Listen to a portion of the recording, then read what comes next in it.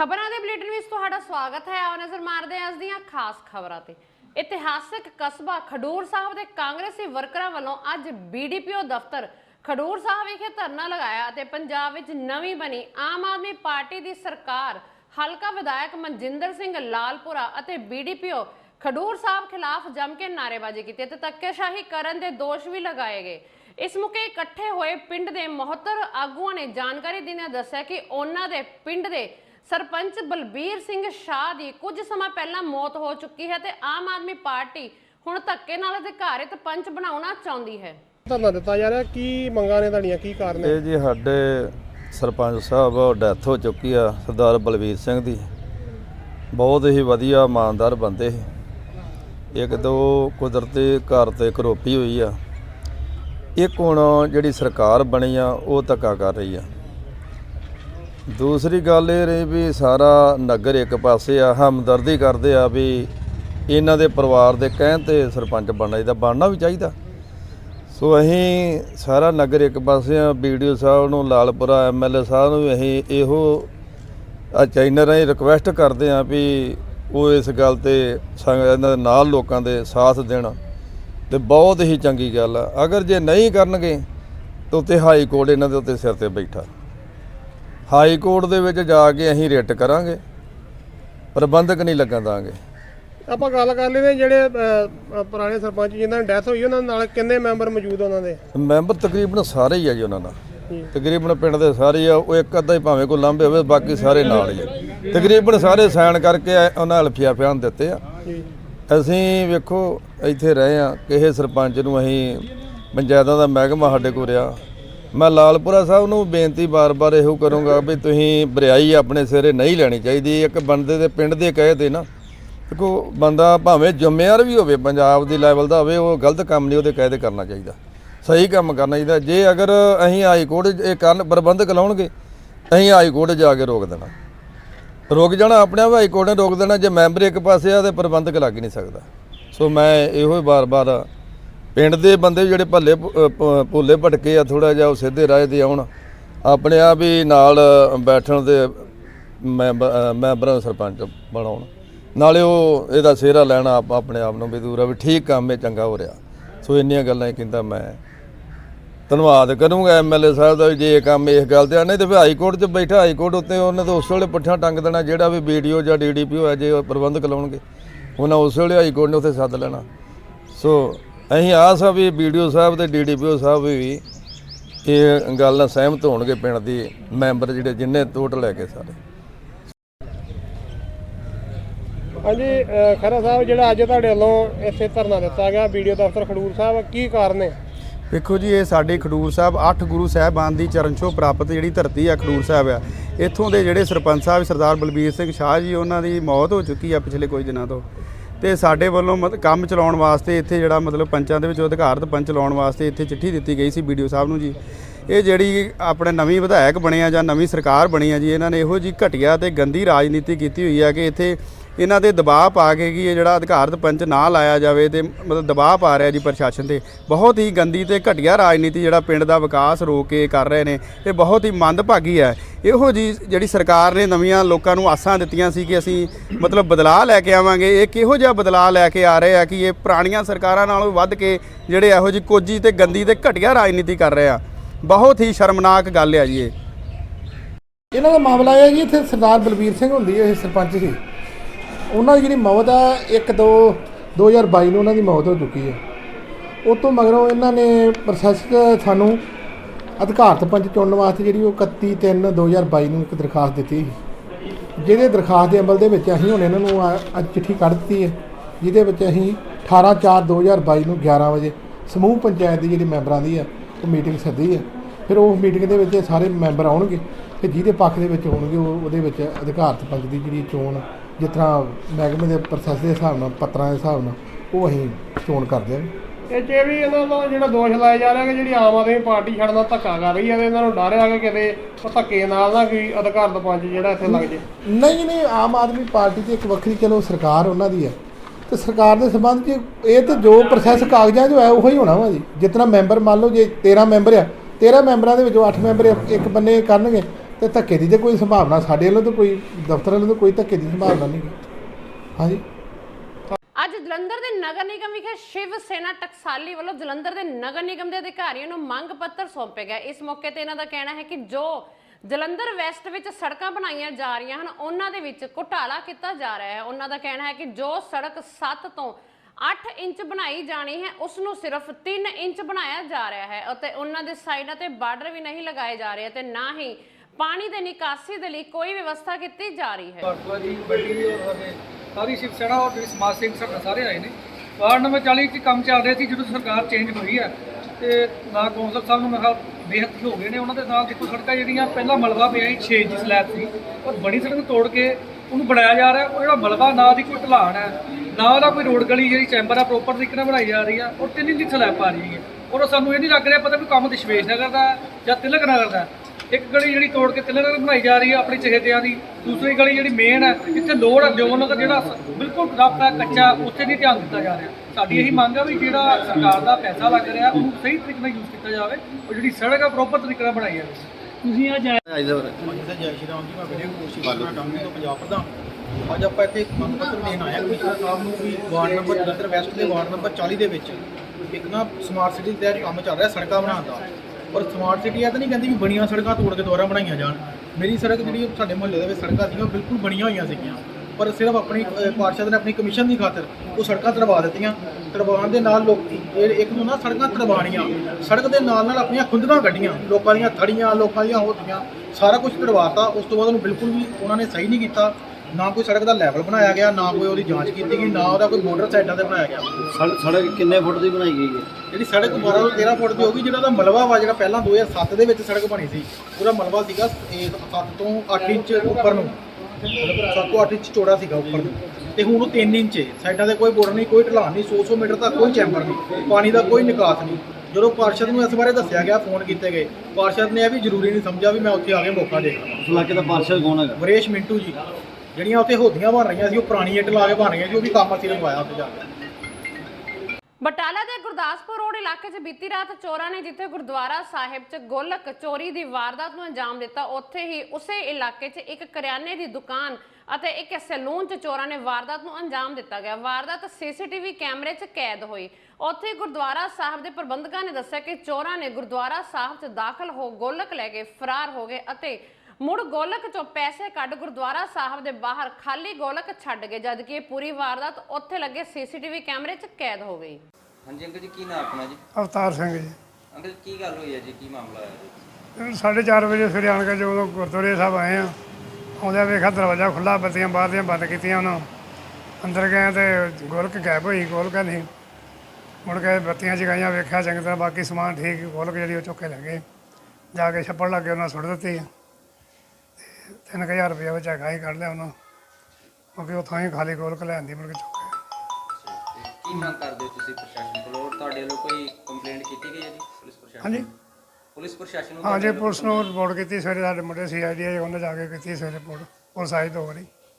ਹਾਂਜੀ ਸੋ ਕੀ ਮੰਗ ਕਰਦੇ ਪ੍ਰਸ਼ਾਸਨ ਤੋਂ ਤੁਸੀਂ? ਪ੍ਰਸ਼ਾਸਨ ਕੋਲ ਮੰਗੇ ਨੱਥ ਪੈਣੀ ਚਾਹੀਦੀ ਇਹਨਾਂ ਅਮਲੀਆਂ ਨੂੰ ਜਿਹੜੇ ਇਹ ਕੰਮ ਗਲਤ ਕਰਦੇ ਨੇ ਗੁਰਦੁਆਰੇ ਨੂੰ ਬਖਸ਼ਦੇ ਨੇ ਇਹਨਾਂ ਨੂੰ ਫੜਨਾ ਚਾਹੀਦਾ ਜਿੰਨੀ ਵੀ ਹੋ ਸਕੇ। ਹਾਂਜੀ। ਇਸੇ ਹੀ ਤਰ੍ਹਾਂ ਕੁਝ ਦੂਰੀ ਤੇ ਇੱਕ ਕਰਿਆਨਾ ਦੀ ਦੁਕਾਨ ਤੇ ਉਹਨਾਂ ਚੋਰਾਂ ਵੱਲੋਂ ਚੋਰੀ ਦੀ ਵਾਰਦਾਤ ਨੂੰ ਅੰਜਾਮ ਦਿੱਤਾ ਗਿਆ। ਉੱਥੇ ਹੀ ਇੱਕ ਸੈਲੂਨ ਦੀ ਦੁਕਾਨ ਤੇ ਚੋਰੀ ਹੋਈ ਅਤੇ ਸੈਲੂਨ ਮਾਲਕ ਦਾ ਕਹਿਣਾ ਹੈ ਕਿ ਗੱਲੇ 'ਚ ਰੱਖੇ ਕਰੀਬ 20,000 ਨਕਦੀ ਟੈਟੋ ਬਣਾਉਣ ਵਾਲੀ ਮਸ਼ੀਨ ਅਤੇ ਸੀਸੀਟੀਵੀ ਕੈਮਰੇ ਦੀ DVR ਵੀ ਚੋਰੀ ਕਰ ਚੋਰ ਫਰਾਰ ਹੋ ਗਏ। ਇੱਕ ਇਲਾਕੇ 'ਚ ਇੱਕੋ ਰਾਤ 'ਚ ਹੋਈਆਂ ਚੋਰੀ ਦੀਆਂ ਵਾਰਦਾਤਾਂ ਸੰਬੰਧੀ ਦੁਕਾਨਦਾਰ ਅਤੇ ਗੁਰਦੁਆਰਾ ਪ੍ਰਬੰਧਕਾਂ ਵੱਲੋਂ ਪੁਲਿਸ ਨੂੰ ਸ਼ਿਕਾਇਤ ਦਰਜ ਕਰਵਾਈ ਗਈ। ਕੀ ਨਾਮ ਜੀ ਆਪਣਾ? ਜੌਨਸਨ ਹੈ ਜੀ। ਇਹ 'ਚ ਕੀ ਮਾਮਲਾ ਹੋਇਆ? ਆਪਣਾ JN ਸਲੂਨ ਹੈ ਜੀ ਉਸਮਾਨਪੁਰ ਸਿਟੀ ਕਲੋਨੀ ਦੇ ਵਿੱਚ ਜਿੱਥੇ ਕਿ ਰਾਤ ਨੂੰ 4 ਵਜੇ ਸਵੇਰ ਦੇ ਕਰੀਬ ਇੱਥੇ ਚੋਰੀ ਹੋਈ ਹੈ ਜੀ। ਲਾਗੇ ਨੇੜੇ ਤੇੜੇ ਹੋਰ ਵੀ ਵਾਰਦਾਤਾਂ ਹੋਈਆਂ ਉਹਨਾਂ ਦੇ ਵਿੱਚ ਵੀ ਚੋਰੀ ਹੋਈ ਹੈ ਤੇ ਸਾਡੇ ਜ਼ਬਰਦਸਤੀ ਸਲੂਨ ਦਾ ਤਾਲਾ ਜਿਹੜਾ ਆ ਉਹ ਖੋਲ੍ਹਿਆ ਗਿਆ ਹੈ। ਖੋਲ੍ਹ ਕੇ ਅੰਦਰ ਜਿਹੜਾ ਸਾਡੇ ਗੱਲੇ ਨੂੰ ਖੋਲ੍ਹ ਕੇ ਉਹਦੇ ਕੈਸ਼ ਸੀਗਾ 15,000 20,000 ਰੁਪਈਆ ਉਹ ਲੈ ਕੇ ਗਏ ਨੇ ਤੇ ਕੁਝ ਸਾਡਾ DVR ਵਾਈਫਾਈ ਆ ਉਹ ਲਾ ਕੇ ਲੈ ਗਏ ਨੇ। ਕੋਈ ਟੈਟੂ ਦੀਆਂ ਮਸ਼ੀਨਾਂ ਸੀ 30-35,000 ਦੀਆਂ ਉਹ ਲੈ ਕੇ ਗਏ ਨੇ। ਤੁਹਾਡੇ ਵੱਲੋਂ ਕੋਈ ਕੰਪਲੇਂਟ ਕੀਤੀ? ਹਾਂਜੀ ਸਿਵਲ ਲਾਈਨ ਦੇ ਆਪਣੇ ਬਟਾਲੇ ਦੇ ਜਿਹੜੀ ਚੌਂਕੀ ਉੱਥੇ ਆਪਾਂ ਕੰਪਲੇਂਟ ਲਿਖਾਈ ਹੈ। ਉਹਨਾਂ ਨੇ ਕਿਹਾ ਕਿ ਸਾਡੀ ਜਿਹੜੀ ਆ ਸਿੰਬਲ ਚੌਂਕੀ ਦੇ ਵਿੱਚ ਤੁਹਾਡੀ ਕੰਪਲੇਂਟ ਡਾਕ ਰਾਹੀਂ ਜਾਏਗੀ ਤੇ ਉਹ ਤੁਹਾਡੀ ਕਾਰਵਾਈ ਕਰਨ ਆਉਣਗੇ ਅੱਗੇ। ਕੀ ਮੰਗ ਕਰਦੇ ਪ੍ਰਸ਼ਾਸਨ ਤੋਂ ਮੰਗ ਹੈ ਕਿ ਸਾਨੂੰ ਜਲਦ ਤੋਂ ਜਲਦ ਜਿਹੜਾ ਇਸ ਚੀਜ਼ ਦਾ ਇਨਸਾਫ ਹੋਵੇ, ਸਾਡੀ ਜਿਹੜੀ ਨੁਕਸਾਨ ਹੋਇਆ ਉਹਦੀ ਭਰਪਾਈ ਕੀਤੀ ਜਾਵੇ ਤੇ ਜਲਦੀ ਤੋਂ ਜਲਦ ਚੋਰ ਫੜੇ ਜਾਣ। ਪੈਟਰੋਲ ਡੀਜ਼ਲ ਦੀਆਂ ਕੀਮਤਾਂ ਵਧਣ ਕਾਰਨ ਜਿੱਥੇ ਆਮ ਜਨਤਾ ਪਰੇਸ਼ਾਨ ਦਿਖਾਈ ਦੇ ਰਹੀ ਹੈ, ਉੱਥੇ ਹੀ ਆਪਣੀ ਰੋਜੀ ਰੋਟੀ ਚਲਾਉਣ ਦੇ ਲਈ ਜੋ ਲੋਕ ਛੋਟੇ-ਮੋਟੇ ਕੰਮ ਕਰਕੇ ਆਪਣਾ ਘਰ ਚਲਾਉਂਦੇ ਹਨ, ਉਹ ਵੀ ਪੈਟਰੋਲ ਡੀਜ਼ਲ ਦੀਆਂ ਕੀਮਤਾਂ ਵਧਣ ਕਾਰਨ ਬਹੁਤ ਜ਼ਿਆਦਾ ਦੁਖੀ ਦਿਖਾਈ ਦੇ ਰਹੇ ਹਨ। ਇਸ ਸੰਬੰਧੀ ਬੋਲਦੇ ਹੋਏ ਗੰਨਾ ਜੂਸ ਅਤੇ ਸੋਡੇ ਦਾ ਕੰਮ ਕਰਨ ਵਾਲਿਆਂ ਨੂੰ ਵੀ ਦਿਨੋਂ ਦਿਨ ਮਹਿੰਗਾਈ ਦਾ ਸਾਹਮਣਾ ਕਰਨਾ ਪੈ ਰਿਹਾ ਹੈ, ਜਿਨ੍ਹਾਂ ਨੂੰ ਆਪਣਾ ਦੁੱਖ ਦੱਸਦੇ ਹੋਏ ਕਿਹਾ ਕਿ ਪੈਟਰੋਲ ਅਤੇ ਡੀਜ਼ਲ ਦੀਆਂ ਕੀਮਤਾਂ ਲਗਾਤਾਰ ਵਧ ਰਹੀਆਂ ਹਨ, ਪਰ ਅਸੀਂ ਆਪਣੇ ਕਾਰੋਬਾਰ ਦੇ ਰੇਟ ਨਹੀਂ ਵਧਾ ਸਕਦੇ, ਜਿਸ ਕਰਕੇ ਸਾਡਾ ਘਰ ਚਲਾਉਣਾ ਵੀ ਬਹੁਤ ਜ਼ਿਆਦਾ ਮੁਸ਼ਕਿਲ ਹੋ ਗਿਆ ਹੈ। ਕੀ ਨਾਮ ਪਾਪਾ ਜੀ ਤੁਹਾਡਾ? ਬਲਵਿੰਦਰ ਸਿੰਘ ਜੀ। ਸਾਰੇ ਜਿਹੜੇ ਡੀਜ਼ਲ ਦੇ ਰੇਟ ਵਧਦੇ ਪਏ ਆ, ਕੀ ਫਰਕ? ਰੇਟ ਵਧਾ ਰਹੇ ਆ, ਮੋਦੀ ਸਰਕਾਰ ਵਧਾ ਰਹੀ ਆ, ਸਾਰਿਆਂ ਨੂੰ ਤੰਗ ਕਰ ਰਹੀ ਆ। ਇਹ ਨਜਾਇਜ਼ ਤੰਗ ਕਰਦੇ, ਇਹਨੂੰ ਚਾਹੀਦਾ ਨਹੀਂ ਕਰਨਾ। ਹੁਣ ਆਮ ਪਾਰਟੀ ਆ ਗਈ ਹੈ, ਉਹਦੇ ਕਰਕੇ ਜ਼ਿਆਦਾ ਤੰਗ ਕਰਨ ਲੱਗ ਪਿਆ ਮੋਦੀ ਸਰਕਾਰ। ਫਿਰ ਅੰਮ੍ਰਿਤ ਸ਼ਾਹ ਨਹੀਂ, ਕੀ ਲੱਗਦਾ ਤੁਹਾਨੂੰ ਤੇਲ ਦੇ ਨਾਲ ਤੁਹਾਡਾ ਕਾਰੋਬਾਰ ਹੈ? ਇਹਦੇ ਨਾਲ ਮਹਾਰਾਜ ਜੀ ਸਾਰਿਆਂ ਨੂੰ ਫਰਕ ਹੈ। ਜੇ ਕਿਤੇ 800 ਦਾ 1000 ਦਾ ਪਵਾਈਦਾ ਸੋਚੀਦਾ ਅਸੀਂ ਨਾ ਪਵਾ ਲੈਂਦੇ ਆ। ਹੁਣ ਮਹਿੰਗਾਈ ਬੜੀ ਹੋ ਗਈ, ਹਰ ਚੀਜ਼ ਦਾ ਰੇਟ ਵੱਧ ਗਿਆ ਹੈ ਤੇ ਸੋਚੀਦਾ ਹੈ 500-600 ਦਾ ਮਹਾ ਪਵਾਈਦਾ ਜਰਾ ਗੁਜ਼ਾਰਾ ਹੀ ਕਰੀਦਾ। 5-6 ਸਾਲ ਪਹਿਲੇ ਪਾਣੀ ਵੇਚਦੇ ਹਾਂ, ਛੋਟਾ ਵੇਚ ਉਹਨਾਂ ਹੀ ਵੇਚਣ ਰਹੇ ਆ। ਪਲਾਸਟਿਕ ਦਾ ਵੀ ਗਿਲਾਸ ਵੱਧ ਗਿਆ, ਉਹ ਅੱਗੇ 10 ਰੁਪਏ ਦਾ ਗਿਲਾਸ ਵੇਚ ਕੇ ਰੋਟੀ ਮਿਲਦੀ, ਹੁਣ ਅਸੀਂ 20 ਰੁਪਏ ਦਾ ਗਿਲਾਸ ਵੇਚਦੇ ਹਾਂ। 10 ਦਾ ਅਸੀਂ ਬੱਚਿਆਂ ਨੂੰ ਗਿਲਾਸ ਦਿੰਦੇ ਸਕੂਲ 'ਚ, ਜਾਂ ਕੋਈ ਮਾਤਰ ਵਾਲਾ ਬੰਦਾ ਹੁੰਦਾ ਉਹਨੂੰ ਪਿਆ ਦਿੰਦੇ ਆ। ਉਹਦੇ ਲਈ ਸਾਨੂੰ ਬਕਾਹਾ ਨਹੀਂ ਲੱਭਦਾ। ਠੀਕ ਹੈ। ਨਾਲ ਹੁਣ ਵੇਚਦੇ ਆ 20 ਨਾਲ ਕੋਈ 2 ਪੈਸੇ ਇਕੱਠੇ ਹੋ ਜਾਂਦੇ, ਸ਼ਾਮ ਨੂੰ ਰੋਟੀ ਪਾਣੀ। ਮੈਨੂੰ ਕਿੰਨੇ ਦਾ ਤੁਹਾਡਾ ਗੰਨੇ ਦਾ ਕਾਰੋਬਾਰ ਹੈ? ਕੀ ਲੱਗਦਾ ਤੁਹਾਨੂੰ ਕਿੰਨਾ ਕੁ ਫਰਕ ਪਿਆ? ਭਾਜੀ ਸਾਨੂੰ ਬਹੁਤ ਜ਼ਿਆਦਾ ਫਰਕ ਪੈ ਰਿਹਾ ਵਾ। ਅਸੀਂ ਤਾਂ ਮੋਦੀ ਸਾਹਿਬ ਅੱਗੇ ਹੱਥ ਜੋੜ ਕੇ ਬੇਨਤੀ ਕਰ ਰਹੇ ਹਾਂ, ਜਿਹੜੀ ਇਹ ਮਹਿੰਗਾਈ ਹੋ ਰਹੀ ਆ, ਇਹਨੂੰ ਤੁਰੰਤ ਜਿਹੜਾ ਵਾ ਜਲਦ ਤੋਂ ਜਲਦ ਨੋਰਮਲੀ ਕੀਤਾ ਜਾਵੇ। ਗਰੀਬ ਬੰਦਾ ਤੇ ਮਰਨ ਰਿਹਾ ਵਾ ਸਾਹ ਭਰ। ਸਰ ਤੁਹਾਨੂੰ ਜਿਹੜੇ ਰੇਟ ਵੱਧਦਾ ਜਿਹੜਾ ਪੈਟਰੋਲ ਡੀਜ਼ਲ ਦਾ, ਹਾਂਜੀ, ਤੁਹਾਡੇ ਵੀ ਕੋਈ ਰੋਜ਼ ਦਾ ਰੇਟ ਵੱਧਦਾ ਕਿ ਉਦਾਂ ਹੀ? ਫਿਰ ਸਾਡਾ ਤੇ ਅਸੀਂ ਤੇ ਰੇਟ ਨੂੰ ਕਹਿੰਦੇ ਆ ਤੇ ਗਾਹਕ ਸਾਡਾ ਰੇਟ ਭਰਦਾ ਹੀ ਨਹੀਂ ਹੈ। ਹੁਣ ਅੱਜ ਦਾ ਰੇਟ ਜੇ ਤੁਸੀਂ ਦੇਖੋ ਤਾਂ 900 ਰੁਪਏ ਕੁਇੰਟਲ ਗੰਨਾ ਜ਼ਮੀਂਦਾਰ ਦੇ ਰਹੇ ਆ, 400 ਰੁਪਏ ਕਿਲੋ ਨਿੰਬੂ ਆ, 100 ਰੁਪਏ ਲੀਟਰ ਡੀਜ਼ਲ ਹੋ ਰਿਹਾ ਵਾ। ਤੇ ਗਰੀਬ ਬੰਦਾ ਵਾ ਜਿਹੜਾ ਉਹ ਤੇ ਕੀ ਕਮਾਏਗਾ ਤੇ ਕੀ ਆਪਣੇ ਬੱਚਿਆਂ ਨੂੰ ਖਵਾਏਗਾ। ਵਿਧਾਨ ਸਭਾ ਹਲਕਾ ਕਾਦੀਆਂ ਦੇ ਵਿਧਾਇਕ ਪ੍ਰਤਾਪ ਸਿੰਘ ਬਾਜਵਾ ਵੱਲੋਂ ਚੋਣ ਜਿੱਤਣ ਤੋਂ ਬਾਅਦ ਹੀ ਐਲਾਨ ਕਰ ਦਿੱਤਾ ਸੀ ਕਿ ਉਹ ਹਫ਼ਤੇ ਦੇ 7 ਦਿਨ ਹੀ ਆਪਣੇ ਹਲਕੇ ਦੇ ਲੋਕਾਂ ਵਿੱਚ ਵਿਚਰਨਗੇ ਤੇ ਦਰਜਾ ਬਦਰਜਾ ਪ੍ਰਸ਼ਾਸਨਿਕ ਅਧਿਕਾਰੀਆਂ, ਆਮ ਵੋਟਰਾਂ ਅਤੇ ਆਪਣੇ ਆਗੂਆਂ ਦੀ ਹਾਜ਼ਰੀ ਵਿੱਚ ਖੁੱਲੇ ਦਰਬਾਰ ਲਗਾਉਣਗੇ। ਇਸ ਤੋਂ ਇਲਾਵਾ ਪਿੰਡਾਂ ਅਤੇ ਕਸਬਿਆਂ ਵਿੱਚ ਵੀ ਇਹ ਦਰਬਾਰ ਲੱਗਣਗੇ। ਇਸੇ ਲੜੀ ਤਹਿਤ ਅੱਜ ਪ੍ਰਤਾਪ ਸਿੰਘ ਬਾਜਵਾ ਨੇ BDPO ਦਫ਼ਤਰ ਕਾਨੂੰਵਾਲ ਵਿੱਚ ਬਲਾਕ ਕਾਨੂੰਵਾਲ ਦੇ ਪੰਚਾਂ, ਸਰਪੰਚਾਂ, ਆਮ ਲੋਕਾਂ ਦੀਆਂ ਮੁਸ਼ਕਲਾਂ ਨੂੰ ਸੁਣਨ ਲਈ ਖੁੱਲਾ ਦਰਬਾਰ ਲਗਾਇਆ। ਦੇਖੋ, ਸਾਰਿਆਂ ਨੂੰ ਵੱਡੀ ਸਮੱਸਿਆ ਤੇ ਇਹ ਹੈ ਕਿ ਜਿਹੜੇ ਪਿੱਛੇ ਪੰਜਾਬ ਨਿਰਮਾਣ ਦੇ ਗਵਰਨਮੈਂਟ ਆਫ ਪੰਜਾਬ ਨੇ ਪੈਸੇ ਦਿੱਤੇ ਸੀ, ਸਾਡੇ ਇਸ ਹਲਕੇ ਨੂੰ ਤਕਰੀਬਨ 5.5 ਕਰੋੜ ਰੁਪਈਆ ਮਿਲਿਆ ਸੀ। ਕੁਝ MP ਲੈਡ ਫੰਡਸ ਦੇ ਪੈਸੇ ਸਨ, ਤਕਰੀਬਨ 6.5 ਕਰੋੜ ਰੁਪਈਆ ਜਿਹੜਾ ਕਾਦੀਆਂ ਦੇ ਵੱਖ-ਵੱਖ ਪਿੰਡਾਂ ਦੇ ਵਿਕਾਸ ਵਾਸਤੇ, ਵਿਸ਼ੇਸ਼ ਤੌਰ ਗਰੀਬ ਵਰਗ ਦੇ, ਸਾਡੇ ਈਸਾਈ ਭਾਈਚਾਰਾ, ਸਾਡੇ ਦਲਿਤ ਭਰਾ, ਸਾਡੇ ਪਿੰਡਾਂ ਦੇ ਨਿਕਾਸ ਦੇ ਪ੍ਰਬੰਧਾਂ ਦੇ ਪੈਸੇ, ਸਾਡੇ ਛੱਪੜਾਂ ਦੀ ਸਫਾਈ ਦੇ ਪੈਸੇ। ਮੈਨੂੰ ਬਹੁਤ ਅਫਸੋਸ ਹੈ ਕਿ ਮੌਜੂਦਾ ਸਰਕਾਰ ਨੇ ਇਹ ਇੱਕ ਬਦਲੇ ਦੀ ਭਾਵਨਾ, ਮੈਂ ਸਮਝਦਾ ਅਫਸੋਸ ਦੀ ਗੱਲ ਹੈ, ਰਵਾਇਤੀ ਪਾਰਟੀਆਂ ਦੇ ਕੰਮ ਕਰਦੀਆਂ ਮੈਂ ਵੇਖੀਆਂ ਸੀ ਤੇ ਸੁਣੀਆਂ। ਨਵੀਂ ਪਾਰਟੀ ਉਸ ਨੂੰ ਮੈਂ ਉਦੋਂ ਸਾ ਭਗਵੰਤ ਸਿੰਘ ਮਾਨ ਜੀ ਨੂੰ ਉੱਥੇ ਵੀ ਅਪੀਲ ਕੀਤੀ ਸਾ, ਕੁਲਦੀਪ ਸਿੰਘ ਧਾਲੀਵਾਲ ਨੂੰ ਵੀ ਕਿਹਾ, ਧਾਲੀਵਾਲ ਸਾਹਿਬ ਵੱਡੇ ਬਣੋ, ਵੱਡਾ ਦਿਲ ਵਿਖਾਓ, ਇਹਨਾਂ ਗਰਾਂਟਾਂ ਨਾਲ ਕੁਝ ਨਹੀਂ ਬਣਨਾ। ਤੁਸੀਂ ਤੇ ਚਵਾਨੀ ਨਹੀਂ ਸੀ ਵੰਡੀ ਤਾਂ ਤੁਹਾਨੂੰ ਲੋਕ ਲੈ ਆਏ, ਤੇ ਜਿੰਨਾ ਕਰੋੜਾਂ ਰੁਪਈਏ ਲੋਕਾਂ ਦੇ ਲੱਗ ਲੈਣ ਦੋ। ਜੇ ਕਿਤੇ ਕੋਈ ਇਨਕੁਆਇਰੀ ਕਰਾਣੀ ਤੇ 100% ਕਰਾਓ ਜਿੱਥੇ ਕੋਈ ਕੰਮ ਗਲਤ ਹੋਇਆ, ਤੇ ਜਿਹੜੇ ਜੈਨੂਅਨਲੀ 99% ਪੰਚਾਇਤਾਂ ਜਾਂ ਸ਼ਹਿਰ ਦੇ ਅੱਛੀ ਤਰ੍ਹਾਂ ਕੰਮ ਹੋ ਰਹੇ ਉਹਨਾਂ ਨੂੰ ਰੋਕਣ ਦਾ ਮਕਸਦ ਕੋਈ। ਜੇ ਰੋਕਣਗੇ ਫਿਰ ਸਾਨੂੰ ਮਜਬੂਰਨ ਕਚਹਿਰੀਆਂ ਵਿੱਚ ਵੀ ਜਾਣਾ ਪਏਗਾ। ਅਸੀਂ ਆਪਣਾ ਪਹਿਲੇ ਹੀ ਦੱਸਿਆ ਸੀ ਕਿ ਨਿਰਾ ਝੂਠ ਦੇ ਬੁਨਿਆਦ ਤੇ ਸਰਕਾਰ ਬਣੀ, ਝੂਠ ਤੇ ਬੁਨਿਆਦ। ਪਹਿਲੀ ਗਾਰੰਟੀ ਸੀ ਕਿ ਪਹਿਲੇ ਦਿਨ ਕੇਜਰੀਵਾਲ ਸਾਹਿਬ ਦੀ ਜਿੱਦਣ ਮੈਂ ਆਇਆ 300 ਯੂਨਿਟ ਬਿਜਲੀ ਦਾ ਹਰ ਪੰਜਾਬੀ ਨੂੰ ਫ੍ਰੀ ਹੋਏਗਾ। ਅੱਜ 1 ਮਹੀਨਾ ਹੋ ਚੁੱਕਾ, ਤੇ ਬਿਜਲੀ ਇਹਨਾਂ ਨੇ ਦੇਣੀ ਕੀ ਸੀ? ਬਿਜਲੀ ਤੇ ਵੈਸੇ ਗੁੱਲ ਹੋ ਗਈ। ਮੈਂ ਹੁਣੇ ਫੁੱਲੜੇ ਪਿੰਡ ਚੋਂ ਆਇਆ, ਬੇੜ ਦੇ ਪਿੰਡਾਂ ਚੋਂ ਆਇਆ, ਉੱਥੇ ਬਿਜਲੀ ਆਈ ਨੂੰ 5-5 6-6 ਦਿਨ ਹੋ ਗਏ। ਟਿਊਬਵੈੱਲਾਂ ਨੂੰ ਹੁਣ ਜਿੱਥੇ 8 ਘੰਟੇ ਇਹਨਾਂ ਨੇ ਕਿਹਾ ਸੀ ਅਸੀਂ ਬਿਨਾਂ ਕੱਟ ਤੋਂ 8 ਘੰਟੇ ਬਿਜਲੀ ਦਾਂਗੇ, ਇਸ ਟਾਈਮ 2 ਤੋਂ 3 ਘੰਟੇ ਬਿਜਲੀ ਆ ਰਹੀ ਹੈ। ਬਿਜਲੀ ਤੇ ਵੱਡੇ ਕੱਟ ਆ ਰਹੇ ਨੇ। ਅਗਲੀ ਗਾਰੰਟੀ ਸੀ ਇਹਨਾਂ ਨੇ ਗੱਲ ਕਹੀ ਕਿ ਇੱਕ ਦਿਨ ਤਾਂ ਮੈਨੂੰ ਵਕਤ ਦਿਓ। ਕੇਜਰੀਵਾਲ ਸਾਹਿਬ ਨੂੰ ਮੈਂ ਯਾਦ ਕਰਾਉਣਾ ਚਾਹੁੰਦਾ, ਕੇਜਰੀਵਾਲ ਸਾਹਿਬ ਤੁਸੀਂ ਵੀ ਸੋਸ਼ਲ ਮੀਡੀਆ ਦੇ ਜ਼ਰੀਏ ਲੋਕਾਂ ਨੂੰ ਵਾਰੀ ਗੱਲਾਂ ਕਰਕੇ ਐਵੇਂ ਗੱਲਾਂ ਹੀ ਕਹਿ ਦਿੱਤੀਆਂ। ਇੱਕ ਵਾਰ ਸਾਨੂੰ ਦਿਓ, ਤੁਸੀਂ ਇਹ ਗੱਲ ਸਮੁੱਚੀ ਪੰਜਾਬੀ ਕੌਮ ਨੂੰ ਇਹ ਯਕੀਨ ਦਿਵਾਇਆ ਸੀ ਕਿ ਮੈਨੂੰ 24 ਘੰਟੇ ਦਾ ਟਾਈਮ ਚਾਹੀਦਾ। ਬਰਗਾੜੀ ਤੇ ਬਹਿਬਲ ਕਲਾਂ ਦੇ ਜਿਹੜੇ ਦੋਸ਼ੀ ਨੇ, ਜਿਨ੍ਹਾਂ ਗੁਰੂ ਗ੍ਰੰਥ ਸਾਹਿਬ ਦੀ ਬੇਅਦਬੀਆਂ ਕੀਤੀਆਂ, ਉਹਨਾਂ 24 ਘੰਟਿਆਂ ਦੇ ਵਿੱਚ ਮੈਂ ਲੋਕਾਂ ਸਾਹਮਣੇ ਨਸ਼ਰ ਕਰ ਦੂੰਗਾ। ਅੱਜ 1 ਮਹੀਨਾ ਗੁਜ਼ਰ ਚੁੱਕਿਆ, ਤੁਹਾਡੇ ਕੰਨ ਤੇ ਕਿਸੇ ਦੇ ਜੂੰ ਵੀ ਨਹੀਂ ਸਰਕੀ, ਤੁਸੀਂ ਨਾਂ ਵੀ ਕਦੀ ਨਹੀਂ ਲਿਆ ਕਿਸੇ ਦਾ। ਤੀਸਰੀ ਗੱਲ, ਮੈਂ ਤੁਹਾਨੂੰ ਕਹਿਣ ਦੀ ਲੋੜ ਨਹੀਂ, ਮੈਂ ਅਗਲੀ ਗੱਲ ਦੱਸਣ ਲੱਗਾ। 4 ਕਤਲ ਤੇ ਮੇਰੇ ਏਰੀਏ 'ਚ ਕੱਲ ਹੋਏ। ਹਰ ਰੋਜ਼ ਤੁਸੀਂ ਵੇਖ ਰਹੇ ਹੋ। ਹੁਣ ਗੈਂਗਸਟਰਸ ਦੀ ਇੱਕ ਇਹਨਾਂ ਬਣਾ ਦਿੱਤੀ ਹੈ ਕਿ ਇੱਕ ਸਕਾਡ ਬਣਾਇਆ ਜਾਏਗਾ ਜਿਹੜਾ ਗੈਂਗਸਟਰਸ ਨੂੰ ਇੱਕ ਇਹਦੇ ਲੱਭਾਂਗੇ ਤੇ ਇਹਨਾਂ ਤੇ ਐਕਸ਼ਨ ਲਿਆ ਜਾਏਗਾ। ਕਿੱਥੋਂ ਲੁਭਾਉਣ ਦੀ ਕੋਈ ਖੇਡ ਹੀ ਹੈ ਨਹੀਂ ਇਹਨਾਂ ਤੇ। ਵੇਖੋ ਦੂਜੀ ਗੱਲ, ਪਹਿਲੀ ਮੈਂ ਦੱਸਾਂ, ਪਹਿਲੀ ਸਾਹਿਬ ਭਗਵੰਤ ਸਿੰਘ ਮਾਨ ਨੂੰ ਮੈਂ ਬੇਨਤੀ ਕਰਨਾ ਚਾਹੁੰਦਾ, ਮਾਨ ਸਾਹਿਬ ਪਹਿਲੇ ਆਪਣੇ ਪੁਲਿਸ ਸਟੇਸ਼ਨਾਂ ਦੀ ਨਫਰੀ ਪਤਾ ਕਰੋ। ਕਾਨੂੰਨ ਦੀ ਲੈ ਲਓ, ਮੈਂ ਆਪਣੇ ਏਰੀਏ ਦੀ ਗੱਲ ਕਰੀ, ਜਿਹੜੇ ਪੁਲਿਸ ਸਟੇਸ਼ਨ 'ਚ 100 ਬੰਦਾ ਤਾਇਨਾਤ ਚਾਹੀਦਾ ਉੱਥੇ 50 ਵੀ ਹੈ ਨਹੀਂ। ਕੋਈ ਬੰਦਾ ਲਾਅ ਐਂਡ ਆਰਡਰ ਨੂੰ ਧਿਆਨ ਮਾਰਨ ਵਾਸਤੇ ਤਾਂ ਬੰਦਾ ਹੀ ਕੋਈ ਨਹੀਂ। ਇਸ ਪੁਲਿਸ ਸਟੇਸ਼ਨ 'ਚ ਭੈਣੀ ਮੀਏ ਖਾਂ 'ਚ ਇੱਕ SHO ਦੀ ਦਸਤਾਰ ਲਾਈ ਗਈ, ਉਹਦੇ ਕੱਪੜੇ ਫਾੜੇ ਗਏ। ਉਹ ਦੋਸ਼ੀਆਂ ਤੇ ਅਜੇ ਤੱਕ ਤੁਸੀਂ ਕਾਰਵਾਈ ਕੋਈ ਨਹੀਂ ਕੀਤੀ। ਤੁਸੀਂ ਗੈਂਗਸਟਰਸ ਤੇ ਕਾਰਵਾਈ ਕੀ ਕਰੋਗੇ ਜੀ? ਦੋਸ਼ੀ ਇਹ ਤੇ ਫਰੀ ਫਿਰਦੇ ਨੇ। ਇੱਕ ਸਰਵਿੰਗ SHO ਦਸਤਾਰ ਲਾ ਕੇ ਉਹਦੀ ਵਰਦੀ ਪਾੜ ਕੇ, ਤੇ ਕਿਹੜਾ ਗੈਂਗਸਟਰ ਤੁਹਾਡੇ ਕੋਲ ਡਰੇਗਾ? ਜੇ ਕੋਈ ਇਹਨਾਂ ਦੋਸ਼ੀਆਂ ਤੇ ਕੋਈ ਕਾਰਵਾਈ ਕਰੋਗੇ ਤੇ ਕੋਈ ਗੈਂਗਸਟਰ ਤੇ ਕੋਈ ਡਰ ਖੌਫ ਹੋਏਗਾ ਨਹੀਂ। ਤੋਂ ਹਰ ਪਾਸਿਓਂ 1 ਮਹੀਨੇ ਦੇ ਵਿੱਚ ਹੀ ਲੋਕਾਂ ਦਾ ਚਾਅ ਉਤਰ ਗਿਆ। ਤੁਸੀਂ ਵੇਖੋ ਅਗਲੀ ਗਾਰੰਟੀ ਦਿੰਦੇ ਨੇ ਕੇਜਰੀਵਾਲ ਸਾਹਿਬ, ਤੇ ਪੈਸੇ ਮੰਗਣ ਭਗਵੰਤ ਸਿੰਘ ਮਾਨ ਮੋਦੀ ਸਾਹਿਬ ਕੋ ਜਾਂਦੇ ਨੇ ਕਿ ਗਾਰੰਟੀ ਦੇਣਗੇ ਕੇਜਰੀਵਾਲ ਜੀ ਤੇ ਪੈਸੇ ਮੋਦੀ ਸਾਹਿਬ ਕੋ ਲੱਭਦੇ ਫਿਰਦੇ। ਕੋਈ ਹੋਣਾ ਸਿਰ ਜੀ? ਟੋਟਲੀ ਇਹ ਗੱਲ ਸਾਫ਼ ਹੋ ਚੁੱਕੀ ਹੈ ਕਿ ਬੁਨਿਆਦ ਝੂਠ ਤੇ, ਜਦੋਂ ਝੂਠ ਦੀ ਬੁਨਿਆਦ ਤੇ ਗੱਲਾਂ ਆਉਂਦੀਆਂ ਨੇ ਉਹਦਾ ਜੋ ਹਸ਼ਰ ਹੋਣਾ। ਤੁਸੀਂ ਆਂਦੇ, ਤੁਸੀਂ ਟੀਚਰਸ ਤੇ ਪਹਿਲੀ ਵਾਰ ਲਾਠੀਚਾਰਜ ਕਿਸਾਨਾਂ ਤੇ ਹੋ ਚੁੱਕਿਆ, ਜਿਨ੍ਹਾਂ ਦੀਆਂ ਵੋਟਾਂ ਸਾਰਿਆਂ ਨੂੰ ਵੱਡੇ ਪੈਮਾਨੇ ਤੇ ਲਈਆਂ। ਸਾਡਾ ਗਰੀਬ ਕਿਸਾਨ ਆਪਣੀ ਗੱਲ ਕਰਦਾ ਹੋਇਆ ਉੱਥੇ ਲਾਠੀਚਾਰਜ ਲੰਬੀ ਹਲਕੇ 'ਚ ਹੋਇਆ।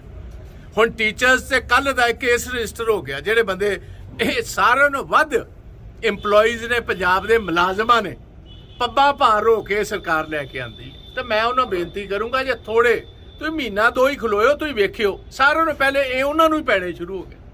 ਪਟਿਆਲਾ ਦੇ ਡਿਪਟੀ ਕਮਿਸ਼ਨਰ ਸ਼੍ਰੀਮਤੀ ਸਾਕਸ਼ੀ ਸਾਨੀ ਨੇ ਜਿਉਂ ਹੀ ਪਿਛਲੇ ਦਿਨੀ ਅਹੁਦਾ ਸੰਭਾਲਿਆ ਤਾਂ ਇਸ ਤੋਂ ਤੁਰੰਤ ਬਾਅਦ ਹੀ ਇੱਕ ਐਕਸ਼ਨ ਵਿੱਚ ਨਜ਼ਰ ਆਏ ਅਤੇ ਅਹੁਦਾ ਸੰਭਾਲਣ ਤੋਂ ਤੁਰੰਤ ਬਾਅਦ ਹੀ ਉਹ ਪਹੁੰਚ ਗਏ ਦਾਣਾ ਮੰਡੀਆਂ ਵਿੱਚ। ਸਭ ਤੋਂ ਪਹਿਲਾਂ ਇਹ ਰਾਜਪੁਰਾ ਦੀ ਮੁੱਖ ਦਾਣਾ ਮੰਡੀ ਵਿੱਚ ਗਏ ਅਤੇ ਇੱਥੇ ਮੰਡੀ ਵਿੱਚ ਕੀਤੇ ਪ੍ਰਬੰਧਾਂ ਦਾ ਜਾਇਜ਼ਾ ਲਿਆ। ਮੰਡੀ ਦੀ ਚੈਕਿੰਗ ਦੌਰਾਨ ਉਹ ਇੱਥੇ ਕਿਸਾਨਾਂ ਅਤੇ ਲੇਬਰ ਦੀ ਸਹੂਲਤ ਲਈ ਕੀਤੇ ਇਕੱਲੇ ਇੰਤਜ਼ਾਮ ਨੂੰ ਖੁਦ ਚੈੱਕ ਕਰਦੇ ਹੋਏ ਨਜ਼ਰ ਆਏ ਤੇ ਮੰਡੀ ਦੀ ਸਰਸਰੀ ਨਜ਼ਰਸਾਨੀ ਕਰਨ ਦੀ ਬਜਾਏ ਉਹਨਾਂ ਨੇ ਮੰਡੀ ਦੀ ਬਰੀਕੀ ਨਾਲ ਚੈਕਿੰਗ ਵੀ ਕੀਤੀ।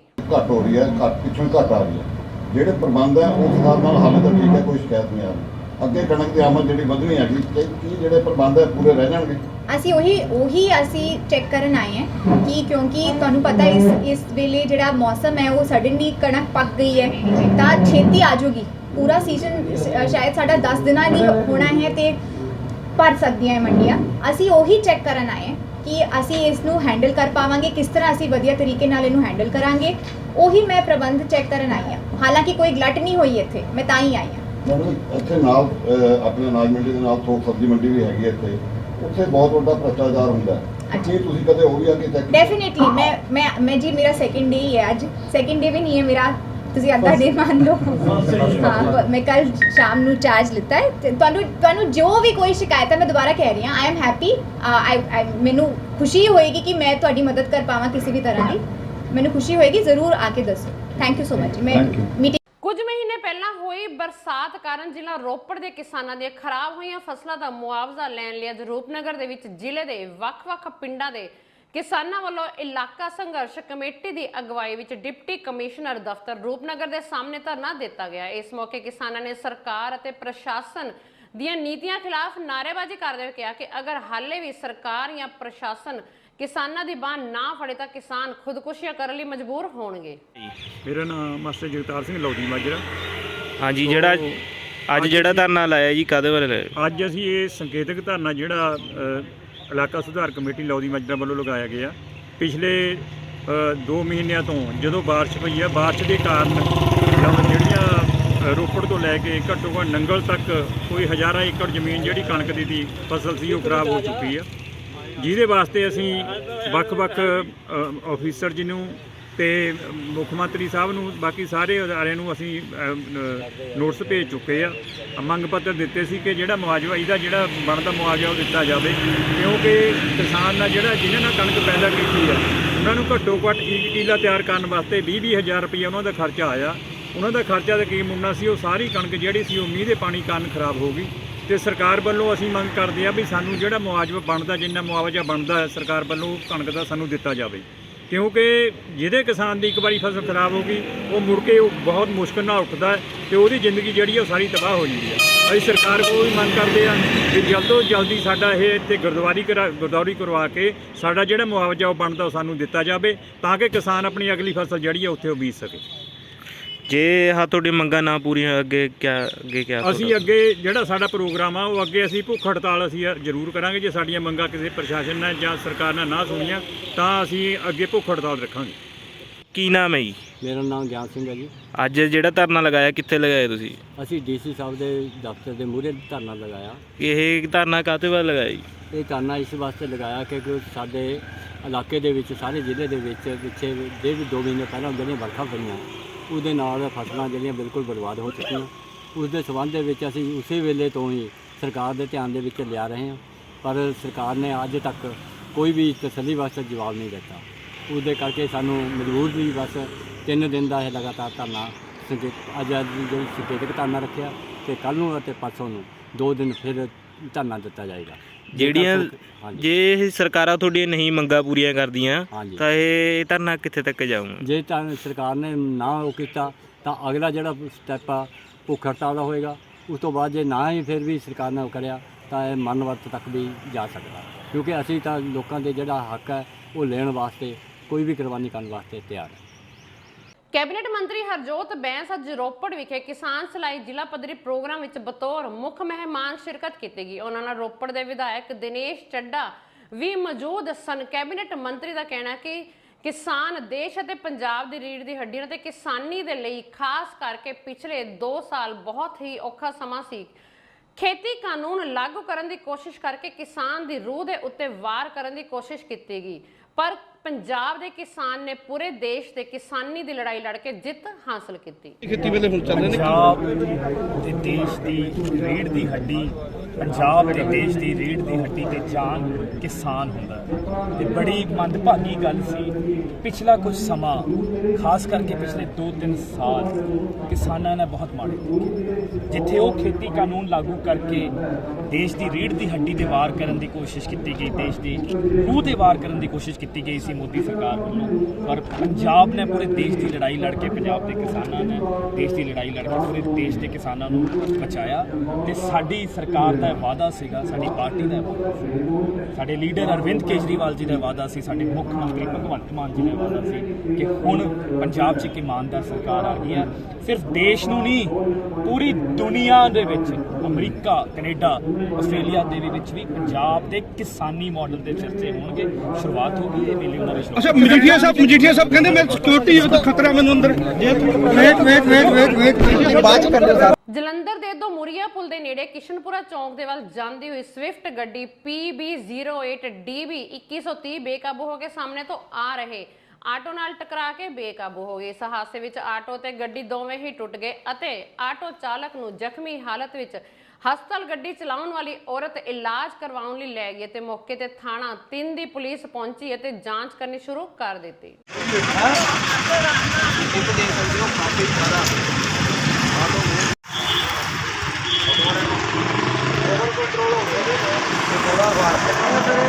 बड़ी ही भयानक हुई है। ਇਹਦੇ ਵਿੱਚ ਇੱਕ ਵਿਅਕਤੀ ਕਾਇਲ ਹੋ ਗਿਆ, ਜਿਹਦੇ ਅਗਲਾ ਸ਼ੀਸ਼ਾ ਟੁੱਟਣਾ ਸ਼ੁਰੂ ਹੋ ਗਿਆ। ਸੜਕ ਤੇ ਪੂਰਾ ਸ਼ੀਸ਼ਾ ਹੀ ਟੁੱਟਿਆ ਪਿਆ। ਇੱਕ ਸਾਈਡ ਤੋਂ ਆਟੋ ਦਾ ਕਾਰ ਦਾ ਹਾਲ ਦੇਖ ਸਕਦੇ ਹੋ, ਲਾਈਟ ਵਾਲਾ ਪੂਰਾ ਪਾਸਾ ਹੀ ਉੜ ਚੁੱਕਾ ਹੈ। ਬੜਾ ਕਿਸ਼ਨਪੁਰੇ ਦੇ ਕੋਲ ਸੜਕ ਹਾਦਸਾ ਹੋਇਆ, ਜਿਹਦੇ ਵਿੱਚ ਆਟੋ ਚਾਲਕ ਕਾਇਲ ਹੋ ਗਿਆ ਜਿਸ ਨੂੰ ਸਿਵਲ ਹਸਪਤਾਲ ਪਹੁੰਚਾਇਆ ਗਿਆ। ਜਨਾਨੀ ਦੀ ਬੈਠ ਦੇ ਦੇਣਾ ਤੁਹਾਨੂੰ।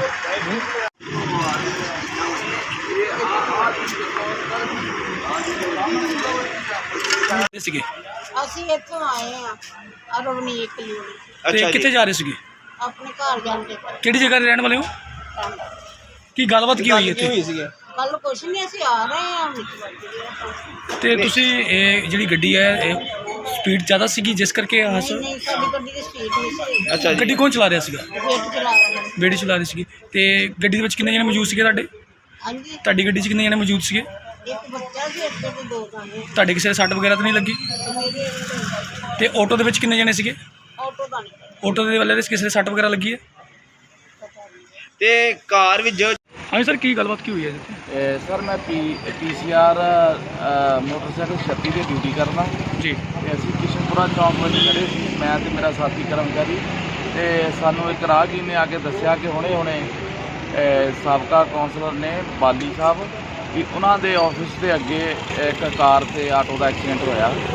ਅਸੀਂ ਦੋਨੋਂ ਕਰਮਚਾਰੀ ਆਪਣੀ ਸਰਕਾਰੀ ਬਾਈਕ ਤੇ ਇੱਥੇ ਮੌਕੇ ਤੇ ਪਹੁੰਚੇ ਆ ਤੇ ਆ ਕੇ ਦੇਖਿਆ ਕਿ ਇਹ ਜਿਹੜੀ ਕਾਰ ਆ ਸਵਿਫਟ, ਇਹਨੂੰ ਨੇਹਾ ਨਾਂ ਦੀ ਲੜਕੀ ਚਲਾ ਰਹੀ ਸੀ ਤੇ ਕਾਰ ਦੇ ਵਿੱਚ ਉਹਦੀ ਮਾਤਾ ਤੇ ਉਹਦੀ ਬੇਟੀ ਸਵਾਰ ਸੀਗੇ ਤੇ ਉਹ ਕਿਸ਼ਨਪੁਰਾ ਚੌਂਕ ਤੋਂ ਦਮੂਰੀਆ ਪੁਲ ਸਾਈਡ ਨੂੰ ਜਾ ਰਹੇ ਸੀਗੇ ਤੇ ਉਹਨਾਂ ਦੀ ਗੱਡੀ ਦਾ ਟਾਇਰ ਇੱਕਦਮ ਕਹਿੰਦੇ ਪੈਂਚਰ ਹੋ ਗਿਆ। ਦੇਖਣ ਵਾਲਿਆਂ ਨੇ ਦੱਸਿਆ ਕਿ ਇੱਕਦਮ ਪੈਂਚਰ ਹੋਣ ਨਾਲ ਲੇਡੀ ਜਿਹੜੀ ਆ ਉਹ ਪੈਨਿਕ ਹੋ ਗਈ।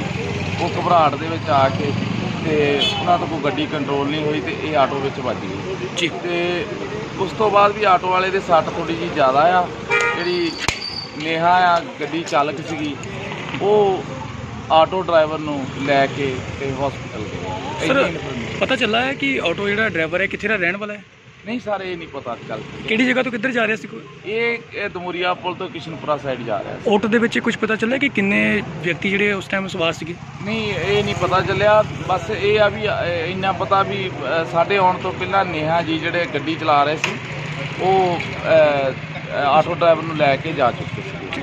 ਉਹਨਾਂ ਦੇ ਮਾਤਾ ਜੀ ਸੀਗੇ ਤੇ ਉਹਨਾਂ ਦਾ ਬ੍ਰਦਰ ਆ ਗਿਆ ਸੀ ਮੌਕੇ ਤੇ। ਉਹ ਕਹਿੰਦੇ ਵੀ ਅਸੀਂ ਵੀ ਉੱਥੇ ਜਾ ਰਹੇ ਹਸਪੀਟਲ ਤੇ ਤਾਂ ਜੋ ਉਹਦੀ ਕੇਅਰ ਹੋ ਸਕੇ ਆਟੋ ਡਰਾਈਵਰ। ਥਾਣਾ ਕਿਹੜਾ ਪੈਂਦਾ ਜੀ? ਇਹ ਥਾਣਾ PS ਡਿਵੀਜ਼ਨ 3 ਪੈਂਦਾ ਜੀ। ਇੱਧਰਲੀ ਸਾਈਡ 3 ਚ, ਪਰਲੀ ਸਾਈਡ ਜਿਹੜੀ ਆ ਨਾਭਾ ਵਿਖੇ ਚੇਅਰਮੈਨ ਬਲਾਕ ਸੰਮਤੀ ਨਾਭਾ ਨੇ ਪ੍ਰੈਸ ਕਾਨਫਰੰਸ ਕਰਕੇ BDPO ਨਾਭਾ ਤੇ ਭ੍ਰਸ਼ਟਾਚਾਰ ਕਰਨ ਦੇ ਇਲਜ਼ਾਮ ਲਗਾਏ ਹਨ। ਦੂਸਰੇ ਪਾਸੇ ਜਦੋਂ BDPO ਨਾਭਾ ਨਾਲ ਗੱਲਬਾਤ ਕੀਤੀ ਗਈ ਤਾਂ ਉਹਨਾਂ ਕਿਹਾ ਕਿ ਮੇਰੇ ਤੇ ਲਗਾਏ ਸਾਰੇ ਇਲਜ਼ਾਮ ਬੇਬੁਨਿਆਦ ਹਨ, ਇਸ ਵਿੱਚ ਕੋਈ ਸੱਚਾਈ ਨਹੀਂ ਹੈ। BDPO ਨਾਭਾ ਨੇ ਕਿਹਾ ਕਿ ਮੈਂ ਹਾਲੇ ਤਕਰੀਬਨ 2 ਜਾਂ 3 ਮਹੀਨਿਆਂ ਪਹਿਲਾਂ ਹੀ ਨਾਭਾ ਵਿਖੇ ਜੁਆਇਨ ਕੀਤਾ ਹੈ। ਉਹਨਾਂ ਕਿਹਾ ਕਿ ਉਕਤ ਵਿਅਕਤੀਆਂ ਵੱਲੋਂ ਫੰਡਾਂ ਦੀ ਦੁਰਵਰਤੋਂ ਵੀ ਕੀਤੀ ਗਈ ਹੈ, ਜਿਸ ਦੀ ਕਿ ਮੈਨੂੰ ਇਨਕੁਆਇਰੀ ਕੀਤੇ ਜਾਣ ਦੀ ਮਹਿਕਮੇ ਵੱਲੋਂ ਕਿਹਾ ਗਿਆ, ਪਰ ਉਲਟਾ ਮੇਰੇ ਤੇ ਹੀ ਬੇਬੁਨਿਆਦ ਭ੍ਰਿਸ਼ਟਾਚਾਰ ਦੇ ਇਲਜ਼ਾਮ ਲਗਾਏ ਗਏ ਹਨ, ਜਿਸ ਵਿੱਚ ਕੋਈ ਸੱਚਾਈ ਨਹੀਂ ਹੈ। ਉਹਨਾਂ ਕਿਹਾ ਕਿ ਪੁਰਾਣੀ ਸ਼ਹਿਰ ਮੁਕਤਸਰ ਦੀ ਪਹਿਲਾਂ ਹੀ ਪੜਤਾਲ ਹੈ, ਉਹ ਸਰਕਾਰ ਦੇ ਧਿਆਨ ਵਿੱਚ ਹੀ ਹੈ, ਜਿਸ ਦੀ ਜਾਂਚ ਵਿੱਚ ਮੈਂ ਕੋਈ ਦੋਸ਼ੀ ਨਹੀਂ ਹਾਂ। ਪਹਿਲਾਂ ਵੀ ਮਤਲਬ ਇਹ 5-4 ਮਹੀਨੇ ਪਹਿਲਾਂ ਵੀ ਇਹ ਇੱਥੇ ਲੱਗਣ ਵਾਸਤੇ ਆ ਰਿਹਾ ਸੀ BDPO ਨਾਭੇ। ਜਦੋਂ ਵੀ ਇਹ ਮਿਲਿਆ ਕਿਤੇ ਮੰਤਰੀ ਸਾਹਿਬ ਨੂੰ ਵੀ ਮਿਲਿਆ ਹੋਊਗਾ, ਮੇਰੇ ਲਵੇ ਵੀ ਇਹ ਆਇਆ। ਮੈਂ ਇਹਨੂੰ ਉਸ ਟਾਈਮ ਜਵਾਬ ਦੇ ਦਿੱਤਾ। ਉਸ ਤੋਂ ਬਾਅਦ ਮੈਂ ਇਹਨੂੰ ਕਿਹਾ ਵੀ ਚਲੋ ਸੋਚ ਲੈਂਦੇ ਹਾਂ। ਜਦੋਂ ਮੈਂ ਇਹਦਾ ਪਤਾ ਕਰਾਇਆ ਤਾਂ ਮੈਨੂੰ ਇਹਦਾ ਪਤਾ ਲੱਗਿਆ ਤਾਂ ਮੈਨੂੰ ਫਿੱਟ ਨਹੀਂ ਲੱਗਿਆ। ਫਿਰ ਇਹਨੇ ਕੀ ਕਰਿਆ ਜੀ, ਉਸ ਟਾਈਮ ਇਹ ਚੁੱਪ ਕਰ ਗਿਆ। ਜਦੋਂ ਚੁੱਪ ਕਰ ਗਿਆ ਤਾਂ ਜਦੋਂ ਕੋਰਟ ਲੱਗਣ ਤੋਂ 10 ਕੁ ਦਿਨ ਪਹਿਲਾਂ, ਹਫ਼ਤਾ ਕੁ ਪਹਿਲਾਂ ਇਹਨੇ ਆਪਣਾ ਕਿਸੇ ਨਾ ਕਿਸੇ ਲੋਟ ਇੱਥੇ ਆਪਣੀ ਬਦਲੀ ਕਰਾ ਕੇ ਇੱਥੇ ਆ ਗਿਆ। ਜਦੋਂ ਵੀ ਮੈਂ ਇਹਨੂੰ ਕਿਹਾ, ਮੈਂ ਕਿਹਾ ਵਰਿੰਦਰ ਕੁਮਾਰ ਜੀ ਤੁਸੀਂ ਇੱਥੇ ਠੀਕ ਨਹੀਂ ਰਹਿਣਾ ਹੈਗਾ, ਵੀ ਮਤਲਬ ਠੀਕ ਨਹੀਂ ਚੱਲਿਆ ਜਾਣਾ। ਚਲੋ ਇਹ ਕਹਿਣ ਲੱਗਿਆ, ਮੈਂ ਇੱਥੋਂ ਉੱਠ ਕੇ ਚਲਿਆ ਗਿਆ। ਮੈਨੂੰ ਕਿਉਂ, ਮੈਂ ਕਿਹਾ ਵੀ ਮੈਂ ਨਹੀਂ ਇਸ ਵੀਡੀਓ ਨਾਲ ਚੱਲ ਸਕਦਾ ਸਰਕਾਰ ਚੱਲਦੀ ਦੇ ਵਿੱਚ। ਚਲੋ ਉਸ ਟਾਈਮ ਸਾਡੇ ਜਿਹੜੇ ਮੰਤਰੀ ਸਾਹਿਬ ਤੇ ਤ੍ਰਿਪਤਿੰਦਰ ਸਿੰਘ ਬਾਜਵਾ, ਅਸੀਂ ਉਹਨਾਂ ਦੇ ਧਿਆਨ 'ਚ ਵੀ ਮੈਂ ਜਾ ਕੇ ਲਿਆਂਦਾ। ਮੈਂ ਕਿਹਾ ਜੀ ਨਾਭੇ ਜਿਹੜੇ ਵੀਡੀਓ ਸਾਹਿਬ ਲਾਏ ਨੇ ਵੀ ਉਹ ਠੀਕ ਨਹੀਂ ਹੈਗਾ। ਕੀ ਦੋਸ਼ ਨੇ ਜੀ ਤੁਹਾਡੇ ਵੱਲੋਂ? ਇਹਦਾ ਕਿ ਜਿਹੜਾ ਬੈਕਗਰਾਉਂਡ ਪਤਾ ਕਰਿਆ, ਮੁਕਤਸਰ ਸਾਹਿਬ ਰਹੇ ਵੀਡੀਓ, ਉੱਥੇ ਕਰੋੜਾਂ ਰੁਪਏ ਦਾ ਫੰਡਾਂ ਦੇ ਵਿੱਚ ਫੇਰਬਦਲ ਹੋਈ। ਉਹ ਇਨਕੁਆਇਰੀ ਚੱਲਦੀ ਸੀ। ਉਹਦਾ ਮਤਲਬ ਮੈਨੂੰ ਉੱਥੋਂ ਜਦੋਂ ਮੈਂ ਤਾਂ ਫੋਨ ਤੇ ਪਤਾ ਕਰਿਆ ਮਤਲਬ ਬੰਦਿਆਂ ਤੋਂ, ਉਹਨਾਂ ਨੇ ਉਸ ਟਾਈਮ ਦੱਸਿਆ ਤਾਂ ਮੈਂ ਜੱਕ ਗਿਆ। ਫਿਰ ਇੱਕ ਥਾਵੇਂ ਮਤਲਬ ਵੀਡੀਓ ਹੋਣ ਦੇ ਨਾਲ ਖੂਹੀਆਂ ਸਰਵਰ ਬਲਾਕ ਦੇ ਵਿੱਚ ਵਾਢੀਵਾਲਾ ਪਿੰਡ ਹੈ, ਉੱਥੇ ਪਿੰਡ ਦਾ ਪ੍ਰਬੰਧਕ ਲੱਗਿਆ ਵੀਡੀਓ ਹੋਣ ਦੇ ਨਾਤੇ। ਹੁਣ ਤੁਸੀਂ ਐਂ ਦੇਖੋ ਵੀ ਪਿੰਡ ਦਾ ਪ੍ਰਬੰਧਕ ਲੱਗਣਾ, ਜਾ ਕੇ ਪਿੰਡ ਦੇ ਵਿੱਚ ਆਪੇ ਪ੍ਰਬੰਧਕ ਲਾ ਕੇ ਕੰਮ ਕਰਾਉਣਾ, ਉੱਥੇ ਵੀ ਸਹੀ ਢੰਗ ਨਾਲ ਉਹ ਨਹੀਂ ਹੋਇਆ ਹੈਗਾ। ਫਿਰ ਅਬੋਹਰ ਸੰਮਤੀ ਦੇ ਵਿੱਚ, ਸੰਮਤੀ ਦੇ ਫੰਡ ਦੇ ਵਿੱਚੋਂ 10 ਲੱਖ ਰੁਪਈਆ ਕਢਵਾ ਲਿਆ।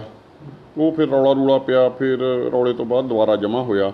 ਜਦੋਂ ਮੈਨੂੰ ਇਹਨਾਂ ਗੱਲਾਂ ਦਾ ਪਤਾ ਲੱਗਿਆ ਸੀ, ਫਿਰ ਮੈਂ ਕਿਹਾ ਵੀ ਇੱਥੇ ਇਹੋ ਜਿਹਾ ਕੁਝ ਹੋ ਗਿਆ ਵੀ ਗਲਤ ਹੋ ਜਾਊਗਾ ਕੰਮ। ਇਸ ਕਰਕੇ ਮੈਂ ਇਹ ਵਿਰੋਧ ਕਰਿਆ ਜਦੋਂ ਸਰਕਾਰ ਦੇ ਚੱਲਦੇ। ਫਿਰ ਇਹ 10 ਕੁ ਦਿਨ ਪਹਿਲਾਂ ਦੇਖੋ, ਜਦੋਂ ਕੋਰਟ ਲੱਗਣਾ ਸੀ, ਐਨ ਮੌਕੇ 'ਤੇ ਇਹ 10 ਕੁ ਦਿਨ ਪਹਿਲਾਂ ਬਦਲੀ ਕਰਾ ਕੇ ਇੱਥੇ ਆ ਗਿਆ। ਇਹਨੂੰ ਪਤਾ ਨਹੀਂ ਇੱਥੇ ਕੀ ਮਤਲਬ ਲਾਲਚ ਸੀ। ਮੈਂ ਚਲੋ ਆਪਾਂ ਨੂੰ, ਮੈਨੂੰ ਇਤਰਾਜ਼ ਵੀ ਕੋਈ ਨਹੀਂ ਸੀ, ਮੈਂ ਉੱਠ ਕੇ ਚਲਿਆ ਗਿਆ। ਮੈਂ ਕਿਹਾ ਠੀਕ ਆ, ਕਿਤੇ ਤਾਂ ਨੌਕਰੀ ਕਰਨੀ ਹੋ ਹੈ। ਇਹਨੇ ਮੈਨੂੰ ਕਿਹਾ ਵੀ, ਮੈਂ ਕਿਹਾ ਤੁਹਾਡੀ ਬਦਲੀ ਅਫਸਰਾਂ ਨੇ ਕੀਤੀ ਆ, ਮੈਨੂੰ ਕੋਈ ਇਤਰਾਜ਼ ਨਹੀਂ, ਵੀ ਮੈਂ ਕੋਸ਼ਿਸ਼ ਕਰੂੰਗਾ ਵੀ ਚਲੋ ਤੁਸੀਂ ਉਹ ਨਾ ਇੱਥੇ ਜੁਆਇਨ ਕਰੋ ਤਾਂ ਠੀਕ ਹੈ। ਮੈਂ ਚਲੋ ਤ੍ਰਿਪਤਿੰਦਰ ਬਾਜਵਾ ਜੀ ਨੂੰ ਮਤਲਬ ਸਾਧੂ ਸਿੰਘ ਦੇ ਥਰੂ ਜਾ ਕੇ ਮਿਲਿਆ, ਉਹਨਾਂ ਦੇ ਮੈਂ ਧਿਆਨ 'ਚ ਲਿਆਂਦਾ। ਮੈਂ ਕਿਹਾ ਜੀ ਇਸ ਨੋਟ ਕਰਕੇ ਵੀ ਸਾਡਾ ਬਲੌਕ ਬਹੁਤ ਵੱਡਾ ਹੈ, ਬਹੁਤ ਵਧੀਆ ਬਲੌਕ ਚੱਲਦਾ, ਵੀ ਇਸ ਵੀਡੀਓ ਨੂੰ ਉੱਥੇ ਨਾ ਲਾਓ। ਪਤਾ ਨਹੀਂ ਕੀ ਗੱਲ ਸੀ, ਉਹਨਾਂ ਨੇ ਮਤਲਬ ਸਾਡੀ ਅਣਸੁਣੀ ਗੱਲ ਕਰਤੀ। ਪਰ ਮੈਨੂੰ ਹੁਣ ਪੂਰਨ ਆਸ ਹੈ ਹੁਣ ਦੀ ਸਰਕਾਰ ਦੇ ਉੱਤੇ, ਵੀ ਧਾਰੀਵਾਲ ਸਾਹਿਬ ਦੇ ਮੰਤਰੀ ਨੇ, ਜਿਹੜੇ ਮੰਤਰੀ ਸਾਹਿਬ ਨੇ ਸਾਡੇ ਪੰਚਾਇਤ ਮੰਤਰੀ ਕੁਲਦੀਪ ਸਿੰਘ ਧਾਰੀਵਾਲ, ਇਹਨਾਂ ਦੇ ਮੈਂ ਕੱਲ੍ਹ ਨੂੰ ਇਹ ਸਾਰਾ ਇਹਦਾ ਡਾਟਾ ਇਕੱਠਾ ਕੀਤਾ ਇਨਕੁਆਰੀਆਂ ਦਾ। ਇਹ ਕੱਲ੍ਹ ਨੂੰ ਮੈਂ ਇਹਨਾਂ ਨੂੰ ਵੀ ਦੇ ਕੇ ਆਉਂ, ਅਤੇ ਸਾਡੇ ਮੌਜੂਦਾ ਗੁਰਦੇਵ ਸਿੰਘ ਮਾਨ MLA ਨਾਭਾ ਤੋਂ ਨੇ, ਉਹਨਾਂ ਨੂੰ ਵੀ ਮੈਂ ਫਾਈਲ ਦਊਂ। ਦੇਖੋ ਲੀਡਰਾਂ ਨੂੰ ਤਾਂ ਜਦੋਂ ਆਪਾਂ, ਇਹ ਤਾਂ ਕਾਂਗਰਸ ਸਰਕਾਰ ਦਾ ਲਾਇਆ ਹੋਇਆ, ਜੇ ਆਪਾਂ ਕਹੀਏ ਇਹ ਸਰਕਾਰ ਦਾ, ਇਹਨਾਂ ਨੂੰ ਤਾਂ ਲਾਇਆ ਨਹੀਂ ਹੈਗਾ, ਇਹ ਤਾਂ ਪਹਿਲਾਂ ਜੁਆਇਨਿੰਗ ਪਹਿਲਾਂ ਦੀ ਹੋਈ ਆ ਇਹਨਾਂ ਦਾ। ਆਪਾਂ ਇਹ ਸਰਕਾਰ ਦਾ, ਮੈਂ ਇਸ ਗੱਲ 'ਚ ਕਸੂਰ ਵੀ ਕੋਈ ਨਹੀਂ ਕੱਢਦਾ ਹੈਗਾ, ਇਹਦਾ ਮੈਂ ਤਾਂ ਕਸੂਰ ਕੱਢਦਾ ਕਾਂਗਰਸ ਸਰਕਾਰ ਦਾ, ਵੀ ਉਹਨਾਂ ਦੇ ਹੁੰਦੇ ਇਨਕੁਆਰੀਆਂ ਵੀ ਚੱਲੀਆਂ, ਮੰਨ ਲਓ ਕਿਸੇ ਸਿੱਟੇ 'ਤੇ ਵੀ ਨਹੀਂ ਪਹੁੰਚੇ, ਕਰੋੜਾਂ ਰੁਪਈਏ ਦੇ ਗਵਨ ਨੇ। ਇਹ ਆਪਣੇ ਆਪ ਨੂੰ ਮਤਲਬ ਆਪ ਇਹ ਉਰੇ ਆ ਕੇ ਨਾਭਾ ਬਲਾਕ ਦੇ ਵਿੱਚ ਇਹ ਜਿਹੜੇ ਕਰੇ ਹੋਏ ਕੰਮ ਨੇ ਸਾਡੇ ਸੰਮਤੀ ਦੇ, ਹੋਰ ਉਹਨਾਂ ਦੇ ਤਾਂ ਇਹ ਕਹਿੰਦਾ ਵੀ ਇੱਥੇ ਮੰਨ ਲਓ ਵੀ ਇੱਥੇ ਪਤਾ ਨਹੀਂ ਕੀ ਹੋਇਆ ਹੋਇਆ, ਲੋਕਾਂ 'ਚ ਇਹ ਭਿੰਡੀ ਪ੍ਰਚਾਰ ਕਰਦਾ ਸੀ। ਮੈਂ ਇਸ ਗੱਲ ਤੋਂ ਚੁੱਪ ਸੀ। ਮੈਂ ਕਿਹਾ ਵੀ ਆਪਾਂ ਜਦੋਂ ਤੱਕ ਕਿਸੇ ਸਿੱਟੇ 'ਤੇ ਨਹੀਂ ਪਹੁੰਚਦੇ, ਆਪਾਂ ਆਪਣੀ ਜ਼ੁਬਾਨ ਨਹੀਂ ਖੋਲ੍ਹਣੀ ਹੈਗੀ। ਕਿਸਾਨਾਂ ਨੂੰ ਖੇਤੀਬਾੜੀ ਦੀ ਨਵੀਂ ਤਕਨੀਕ ਅਤੇ ਨਵੀਂ ਮਸ਼ੀਨਰੀ ਦੀ ਜਾਣਕਾਰੀ ਦੇਣ ਹਿੱਤ ਖੇਤੀਬਾੜੀ ਵਿਭਾਗ ਰੂਪਨਗਰ ਦੇ ਵੱਲੋਂ ਰੂਪਨਗਰ ਦੀ ਨਵੀਂ ਅਨਾਜ ਮੰਡੀ ਵਿਖੇ ਕਿਸਾਨ ਮੇਲੇ ਦਾ ਆਯੋਜਨ ਕੀਤਾ ਗਿਆ। ਮੇਲੇ ਵਿੱਚ ਵਿਸ਼ੇਸ਼ ਤੌਰ ਤੇ ਪੰਜਾਬ ਸਰਕਾਰ ਦੇ ਕੈਬਨਿਟ ਮੰਤਰੀ ਹਰਜੋਤ ਸਿੰਘ ਬੈਂਸ ਅਤੇ ਹਲਕਾ ਵਿਧਾਇਕ ਦਿਨੇਸ਼ ਚੱਡਾ ਮੁੱਖ ਮਹਿਮਾਨ ਦੇ ਤੌਰ ਤੇ ਸ਼ਾਮਲ ਹੋਏ। ਇਸ ਕਿਸਾਨ ਮੇਲੇ ਵਿੱਚ ਕਿਸਾਨਾਂ ਦੇ ਲਈ ਵੱਖ-ਵੱਖ ਸਟਾਲ ਲਗਾਏ ਗਏ, ਜਿਸ ਦੇ ਵਿੱਚ ਖੇਤੀਬਾੜੀ ਨਾਲ ਸੰਬੰਧਿਤ ਖਾਦਾਂ, ਦਵਾਈਆਂ, ਬੀਜ ਅਤੇ ਨਵੀਂ ਮਸ਼ੀਨਰੀ ਆਦਿ ਦੀ ਜਾਣਕਾਰੀ ਵੀ ਦਿੱਤੀ ਗਈ। ਦੇਖੋ, ਕਿਸਾਨ ਮੇਲੇ ਲੱਗਣ ਨਾਲ ਜੋ ਇੱਕ ਤਾਂ ਫਸਲ ਦਾ ਹੈ, ਹਰ ਇੱਕ ਕਿਸਾਨ ਰਹਿੰਦਾ ਵੀ ਕਿਹੜੇ ਤਰੀਕੇ ਨਾਲ ਫਸਲ ਬੀਜਣੀ ਆ। ਹੁਣ ਜਿਵੇਂ ਜੀਰੀ ਦੀ ਸਿੱਧੀ ਬਿਜਾਈ ਆ ਜੀ, ਸਿੱਧੀ ਬਿਜਾਈ ਇਸ ਟਾਈਮ ਬਹੁਤ ਵਧੀਆ, ਮੈਂ ਪਿਛਲੇ ਸਾਲ ਬੀਜੀ ਸਿੱਧੀ ਬਿਜਾਈ, ਝਾੜ ਵੀ ਤਕਰੀਬਨ ਦੂਜੀ ਦੇ ਬਰਾਬਰ ਝਾੜ ਰਿਹਾ ਉਹਦਾ ਵੀ ਸਿੱਧੀ ਬਿਜਾਈ ਦਾ ਵੀ। ਜੇ ਆਪਾਂ ਕਿਸਾਨ ਮੇਲੇ ਜਾ ਕੇ ਕੁਝ ਦੇਖਾਂਗੇ ਤਾਂ ਹੀ ਆਪਾਂ ਨੂੰ ਪਤਾ ਲੱਗੂ ਵੀ ਕਿੱਦਾਂ ਆਪਾਂ ਫਸਲ ਬੀਜੀਏ। ਦੇਖੋ, ਸਬਜ਼ੀਆਂ ਦਾ ਰੇਟ ਕੋਈ ਫਿਕਸ ਨਹੀਂ ਹੈਗਾ ਜੀ। ਜੇ ਤਾਂ ਸਬਜ਼ੀਆਂ ਦਾ ਰੇਟ ਫਿਕਸ ਹੋਵੇ ਜੀ, ਫਿਰ ਤਾਂ ਕਿਸਾਨ ਨੂੰ ਉਹਦੇ 'ਚ ਫਾਇਦਾ ਹੋ ਸਕਦਾ। ਜਿਵੇਂ ਆਲੂ ਦਾ ਰੇਟ ਫਿਕਸ ਹੋਵੇ ਜੀ, ਹੁਣ ਆਲੂ ਜਦੋਂ ਜ਼ਿਆਦਾ ਲੱਗ ਜਾਂਦਾ, ਆਲੂ ਦਾ ਰੇਟ ਤਕਰੀਬਨ 30 ਪੈਸੇ 40 ਪੈਸੇ ਕਿਲੋ ਪਰ ਵੀ ਆ ਜਾਂਦਾ, ਕਈ ਵਾਰ ਸਿੱਟਣਾ ਵੀ ਪੈ ਜਾਂਦਾ, ਕਈ ਵਾਰ ਆਲੂ ਦਾ ਰੇਟ 15-20 ਰੁਪਏ ਕਿਲੋ ਵੀ ਹੋ ਜਾਂਦਾ ਜੀ। ਦੇਖੋ, ਜੇ ਸਰਕਾਰ ਨੇ ਬਦਲਵੀਂ ਖੇਤੀ ਕਰਾਉਣੀ ਤਾਂ ਹਰ ਇੱਕ ਦਾ ਫਿਕਸ ਰੇਟ ਚਾਹੀਦਾ। ਜਿਵੇਂ ਆਲੂ ਦਾ ਹੋ ਗਿਆ, ਸਬਜ਼ੀਆਂ ਦਾ ਹੋ ਗਿਆ, ਕੋਈ ਨਾ ਕੋਈ ਰੇਟ ਹੈ ਨਾ ਫਿਕਸ ਹੋ ਵੀ ਇੰਨੇ ਰੇਟ ਨੂੰ ਸਬਜ਼ੀਆਂ ਵਿਕਣਗੀਆਂ। ਜੋ ਕਿਸਾਨਾਂ ਨੂੰ ਜਿਹੜਾ ਇਹਦਾ ਬੈਨੀਫਿਟ ਮਿਲੇ ਖੇਤੀ ਮੇਲੇ ਦਾ, ਕਿਉਂਕਿ ਰਵਾਇਤੀ ਤੌਰ ਤੇ ਜਿੱਦਾਂ ਪੁਰਾਣੇ ਚੱਲੇ ਆ ਰਹੇ ਉਦਾਂ ਹੀ ਖੇਤੀ ਮੇਲੇ ਹੁਣ ਪੰਜਾਬ ਤੇ ਦੇਸ਼ ਦੀ ਰੀੜ੍ਹ ਦੀ ਹੱਡੀ, ਪੰਜਾਬ ਤੇ ਦੇਸ਼ ਦੀ ਰੀੜ੍ਹ ਦੀ ਹੱਡੀ ਤੇ ਜਾਨ ਕਿਸਾਨ ਹੁੰਦਾ। ਤੇ ਬੜੀ ਮੰਦਭਾਗੀ ਗੱਲ ਸੀ ਪਿਛਲਾ ਕੁਝ ਸਮਾਂ, ਖਾਸ ਕਰਕੇ ਪਿਛਲੇ 2-3 ਸਾਲ ਕਿਸਾਨਾਂ ਨੇ ਬਹੁਤ ਮਾੜੇ ਦੇਖੇ, ਜਿੱਥੇ ਉਹ ਖੇਤੀ ਕਾਨੂੰਨ ਲਾਗੂ ਕਰਕੇ ਦੇਸ਼ ਦੀ ਰੀੜ੍ਹ ਦੀ ਹੱਡੀ 'ਤੇ ਵਾਰ ਕਰਨ ਦੀ ਕੋਸ਼ਿਸ਼ ਕੀਤੀ ਗਈ, ਦੇਸ਼ ਦੀ ਰੂਹ 'ਤੇ ਵਾਰ ਕਰਨ ਦੀ ਕੋਸ਼ਿਸ਼ ਕੀਤੀ ਗਈ ਸੀ ਮੋਦੀ ਸਰਕਾਰ ਵੱਲੋਂ। ਪਰ ਪੰਜਾਬ ਨੇ ਪੂਰੇ ਦੇਸ਼ ਦੀ ਲੜਾਈ ਲੜ ਕੇ, ਪੰਜਾਬ ਦੇ ਕਿਸਾਨਾਂ ਨੇ ਦੇਸ਼ ਦੀ ਲੜਾਈ ਲੜ ਕੇ ਪੂਰੇ ਦੇਸ਼ ਦੇ ਕਿਸਾਨਾਂ ਨੂੰ ਬਚਾਇਆ। ਤੇ ਸਾਡੀ ਸਰਕਾਰ ਦਾ ਇਹ ਵਾਅਦਾ ਸੀਗਾ, ਸਾਡੀ ਪਾਰਟੀ ਦਾ ਇਹ ਵਾਅਦਾ ਸੀ, ਸਾਡੇ ਲੀਡਰ ਅਰਵਿੰਦ ਕੇਜਰੀਵਾਲ ਜੀ ਦਾ ਵਾਅਦਾ ਸੀ, ਸਾਡੇ ਮੁੱਖ ਮੰਤਰੀ ਭਗਵੰਤ ਮਾਨ ਜੀ ਦਾ ਵਾਅਦਾ ਸੀ ਕਿ ਹੁਣ ਪੰਜਾਬ 'ਚ ਇੱਕ ਇਮਾਨਦਾਰ ਸਰਕਾਰ ਆ ਗਈ ਹੈ। ਸਿਰਫ ਦੇਸ਼ ਨੂੰ ਨਹੀਂ, ਪੂਰੀ ਦੁਨੀਆ ਦੇ ਵਿੱਚ, ਅਮਰੀਕਾ, ਕੈਨੇਡਾ, ਆਸਟ੍ਰੇਲੀਆ ਦੇ ਵਿੱਚ ਵੀ ਪੰਜਾਬ ਦੇ ਕਿਸਾਨੀ ਮਾਡਲ ਦੇ ਚਰਚੇ ਹੋਣਗੇ। ਸ਼ੁਰੂਆਤ ਹੋ ਗਈ ਇਹ ਮੇਲੇ ਉਹਨਾਂ ਦੇ ਮਾਤਾ ਚੰਦ ਕੌਰ ਦੇ ਕਤਲ ਦਾ ਇਨਸਾਫ ਲੈਣ ਲਈ ਬਟਾਲਾ ਦੀ ਨਾਮਧਾਰੀ ਸੰਗਤ ਵੱਲੋਂ ਇੱਕ ਰੋਸ ਪ੍ਰਦਰਸ਼ਨ ਕੀਤਾ ਗਿਆ। ਇਸ ਮੌਕੇ ਆਗੂਆਂ ਨੇ ਸਾਂਝੇ ਤੌਰ ਤੇ ਗੱਲਬਾਤ ਦੌਰਾਨ ਕਿਹਾ ਕਿ ਮਾਤਾ ਚੰਦ ਕੌਰ ਜੀ ਦਾ ਕਤਲ 4 ਅਪ੍ਰੈਲ 2016 ਨੂੰ ਸ਼੍ਰੀ ਭੈਣੀ ਸਾਹਿਬ ਵਿਖੇ ਹੋਇਆ ਸੀ, ਜਿੱਥੇ ਕੋਈ ਪਰਿੰਦਾ ਵੀ ਪਰ ਨਹੀਂ ਮਾਰ ਸਕਦਾ। ਉਹਨਾਂ ਕਿਹਾ ਕਿ ਅੱਜ 6 ਸਾਲ ਬੀਤ ਜਾਣ ਤੋਂ ਬਾਅਦ ਵੀ ਨਾਮਧਾਰੀ ਸੰਗਤ ਨੂੰ ਮਾਤਾ ਚੰਦ ਕੌਰ ਜੀ ਦੇ ਕਤਲ ਦਾ ਕੋਈ ਇਨਸਾਫ ਨਹੀਂ ਮਿਲਿਆ। ਉਹਨਾਂ ਕਿਹਾ ਕਿ ਪਹਿਲਾਂ ਪੰਜਾਬ ਅੰਦਰ ਕਾਂਗਰਸ ਸਰਕਾਰ ਸੀ ਅਤੇ ਨਾਮਧਾਰੀ ਸੰਗਤ ਵੱਲੋਂ ਉਦੋਂ ਵੀ ਲਗਾਤਾਰ ਪ੍ਰਦਰਸ਼ਨ ਕੀਤੇ ਗਏ, ਮੰਗ ਪੱਤਰ ਵੀ ਦਿੱਤੇ ਗਏ, ਪਰ ਪੁਲਿਸ ਪ੍ਰਸ਼ਾਸਨ ਜਾਂ ਸਰਕਾਰ ਵੱਲੋਂ ਕੋਈ ਉਚਿਤ ਕਾਰਵਾਈ ਨਹੀਂ ਕੀਤੀ ਗਈ। ਮਾਤਾ ਚੰਦ ਕੌਰ ਜੀ ਦੇ ਕਤਲ ਦੇ ਵਿਰੋਧ ਵਿੱਚ ਅੱਜ ਆਪਾਂ ਰੋਸ ਕਰਨ ਵਾਸਤੇ ਇੱਥੇ ਇਕੱਠੇ ਹੋਏ ਹਾਂ। ਮਾਤਾ ਚੰਦ ਕੌਰ ਜੀ ਦਾ ਕਤਲ ਅਪ੍ਰੈਲ 2016 ਨੂੰ ਹੋਇਆ ਸੀ, ਜਿਸ ਕਤਲ ਨੂੰ 4 ਸਾਲ ਹੋ ਗਏ ਨੇ, ਅੱਜ 6 ਸਾਲ ਹੋ ਗਏ ਨੇ। ਅੱਜ 2022 ਆ ਗਿਆ ਹੈ, ਪਰ ਮਾਤਾ ਜੀ ਦੇ ਕਤਲ ਦਾ ਕੋਈ ਵੀ ਸੁਰਾਗ ਕਿਤੇ ਨਹੀਂ ਲੱਭਿਆ। ਆਪਾਂ ਪਹਿਲੋਂ ਵੀ ਸਰਕਾਰ ਕਾਂਗਰਸ ਦੀ ਸੀ, ਉਸ ਨੂੰ ਵੀ ਆਪਾਂ ਰੋਸ ਮੁਜ਼ਾਹਰੇ ਕਰਕੇ DC ਨੂੰ ਮੰਗ ਪੱਤਰ ਦਿੱਤੇ, ਪਰ ਸਾਡੀ ਕਿਤੇ ਵੀ ਸੁਣਵਾਈ ਨਹੀਂ ਹੋਈ।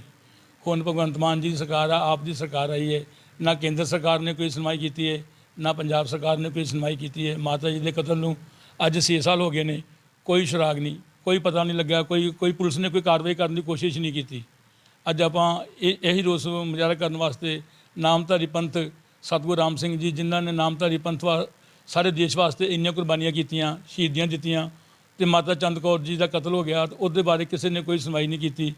ਇਹਦੇ ਬਾਰੇ ਆਪਾਂ ਬਹੁਤ ਰੋਸ ਮੁਜ਼ਾਹਰਾ ਕਰਦੇ ਹਾਂ, ਤੇ ਆਪਾਂ ਇਹ ਕਹਿੰਦੇ ਜੇ ਸਰਕਾਰ ਨੇ ਸਾਡੀ ਕੋਈ ਸੁਣਵਾਈ ਨਾ ਕੀਤੀ ਤੇ ਇਹ ਰੋਸ ਮੁਜ਼ਾਹਰੇ ਜਿਹੜੇ ਆ ਇਹ ਵੱਡੇ ਪੱਧਰ ਤੇ ਕੀਤੇ ਜਾਣਗੇ ਤੇ ਸਰਕਾਰ ਦੇ ਕੰਨ ਖੋਲ੍ਹੇ ਜਾਣਗੇ। ਅੱਜ ਅਸੀਂ ਸਾਰੀ ਸਾਧ ਸੰਗਤ ਇੱਥੇ ਇਕੱਠੇ ਹੋਏ ਹਾਂ ਮਾਤਾ ਚੰਦ ਕੌਰ ਜੀ ਦੇ ਕਾਤਲਾਂ ਨੂੰ ਫੜਨ ਲਈ, ਰੋਸ ਪ੍ਰਦਰਸ਼ਨ ਕਰਨ ਲਈ। ਮਾਤਾ ਜੀ ਦਾ ਕਤਲ ਹੋਇਆ ਸੀ 4 ਅਪ੍ਰੈਲ 2016 ਨੂੰ। 6 ਸਾਲ ਪੂਰੇ ਹੋ ਗਏ ਨੇ ਤੇ 7ਵਾਂ ਸਾਲ ਸ਼ੁਰੂ ਹੋ ਗਿਆ ਹੈ।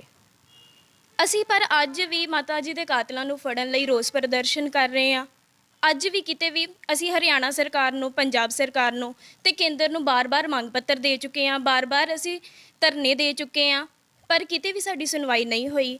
ਮਾਤਾ ਜੀ ਦਾ ਕਤਲ ਸ਼੍ਰੀ ਭੈਣੀ ਸਾਹਿਬ ਵਿਖੇ ਹੋਇਆ ਸੀ, ਜਿੱਥੇ ਕੋਈ ਕਾਂ ਵੀ ਨਹੀਂ ਫੜਕ ਸਕਦਾ।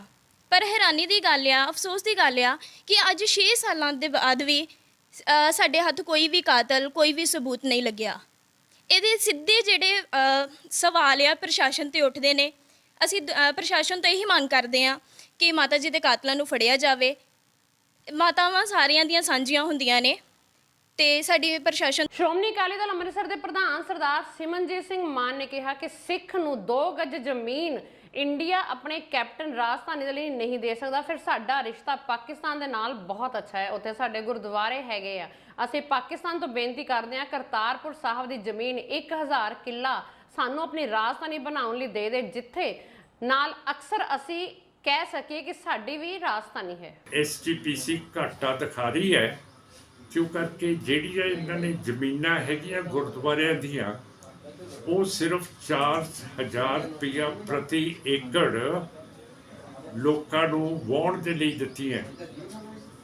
ਅਸੀਂ ਕਹਿੰਦੇ ਇਹਨਾਂ ਦੀ ਬੋਲੀ ਹੋਵੇ ਹਾੜੀ ਦਾ ਸਮਾਂ, ਤੇ ਇਹਦੀ ਬੋਲੀ ਤਾਂ 60 ਹਜ਼ਾਰ ਰੁਪਇਆ ਕਿੱਲਾ ਪ੍ਰਤੀ ਜਾਊਗੀ। ਤੇ ਮੇਰਾ ਕਹਿਣ ਦਾ ਮਤਲਬ ਹੈ ਕਿ ਇਹ ਸਾਰਾ ਕੁਝ ਕਰਪਟ ਸਿਸਟਮ ਇਹ ਕਿਵੇਂ ਚੱਲ ਰਿਹਾ ਹੈ SGPC 'ਚ, ਤੇ ਇਹਦੇ ਇਲੈਕਸ਼ਨਸ ਕਿਉਂ ਨਹੀਂ ਹੋ ਰਹੇ। ਸਾਡਾ ਜਮਹੂਰੀਅਤ ਦਾ ਹੱਕ ਇਹ ਇੰਡੀਆ ਦੀ ਪਾਰਲੀਮੈਂਟ ਤੋਂ ਪੁਰਾਣੀ ਪਾਰਲੀਮੈਂਟ ਹੈ, ਜਿਹੜੀ 1925 ਦੇ ਵਿੱਚ ਸਥਾਪਿਤ ਕਾਨੂੰਨ ਦੇ ਰਾਹੀਂ ਕੀਤੀ ਗਈ ਸੀ। ਸੋ ਇਹ ਸਾਰੀਆਂ ਚੀਜ਼ਾਂ ਹੈ। ਜੇ ਸਾਡੇ ਨਾਲ ਸਿੱਖ ਨਾਲ ਇੰਨੀ ਨਫ਼ਰਤ ਹੋ ਗਈ ਹੈ ਹਿੰਦੂਤਵਾ ਦੀ, ਫਿਰ ਜੇ ਤੁਸੀਂ ਨਹੀਂ ਸਾਨੂੰ ਚਾਹੁੰਦੇ, ਅਸੀਂ ਪਾਕਿਸਤਾਨ ਤੋਂ 100 ਕਿੱਲਾ ਠੇਕੇ ਤੇ ਲੈ ਲੈਂਦੇ ਆ ਆਪਣੇ ਗੁਰਦੁਆਰਿਆਂ ਦਾ, ਤੇ ਉੱਥੇ ਰਾਜਧਾਨੀ ਬਣਾ ਲੈਂਦੇ ਆ। ਕੀ ਹਰਿਆਣੇ ਦੀ ਰਾਜਧਾਨੀ ਬਣ ਸਕਦੀ ਹੈਗੀ ਹੈ, ਹਿਸਾਰ ਦੇ ਵਿੱਚ ਵੀ ਬਣ ਸਕਦੀ ਹੈ। ਇਹ ਲੋਕਾਂ ਦਾ ਜ਼ਮੀਨ ਤੇ ਧਰਤੀ ਜਿਹੜੀ ਸਹਾਰਨਪੁਰ ਡਿਵੀਜ਼ਨ ਹੈ, ਉਹ ਵੀ ਇਹਨਾਂ ਲੋਕਾਂ ਦੀ ਹੈ। ਇਹਨਾਂ ਦੀ ਜਿਹੜੀ ਨਸਲ ਹੈ, ਮੇਰਠ ਦੀ ਜਿਹੜੀ ਡਿਵੀਜ਼ਨ ਹੈ, ਉਹ ਵੀ ਹਰਿਆਣੇ 'ਚ ਪਾਈ ਜਾ ਸਕਦੀ ਹੈ। ਭਰਤਪੁਰ ਰਾਜਸਥਾਨ ਦੀ ਵੀ ਡਿਵੀਜ਼ਨ ਹਰਿਆਣੇ ਦੇ ਵਿੱਚ ਪਾਈ ਜਾ ਸਕਦੀ ਹੈ। ਪਰ ਪੰਜਾਬੀ ਬੋਲਦੇ ਇਲਾਕੇ ਤਾਂ ਬਾਹਰ ਕੱਢ ਕੇ ਪੰਜਾਬ ਦੇ ਨਾਲ ਲਾਉਣੇ ਚਾਹੀਦੇ ਹੈ ਕਿ ਨਹੀਂ? ਤੇ ਉੱਧਰੋਂ ਹਿਮਾਚਲ ਦੇ ਉਹ ਕਿਉਂ ਨਹੀਂ ਲਾਉਂਦੇ? ਉਹ ਵੀ ਪੰਜਾਬੀ ਬੋਲਦੇ ਇਲਾਕੇ ਹੈਗੇ ਆ।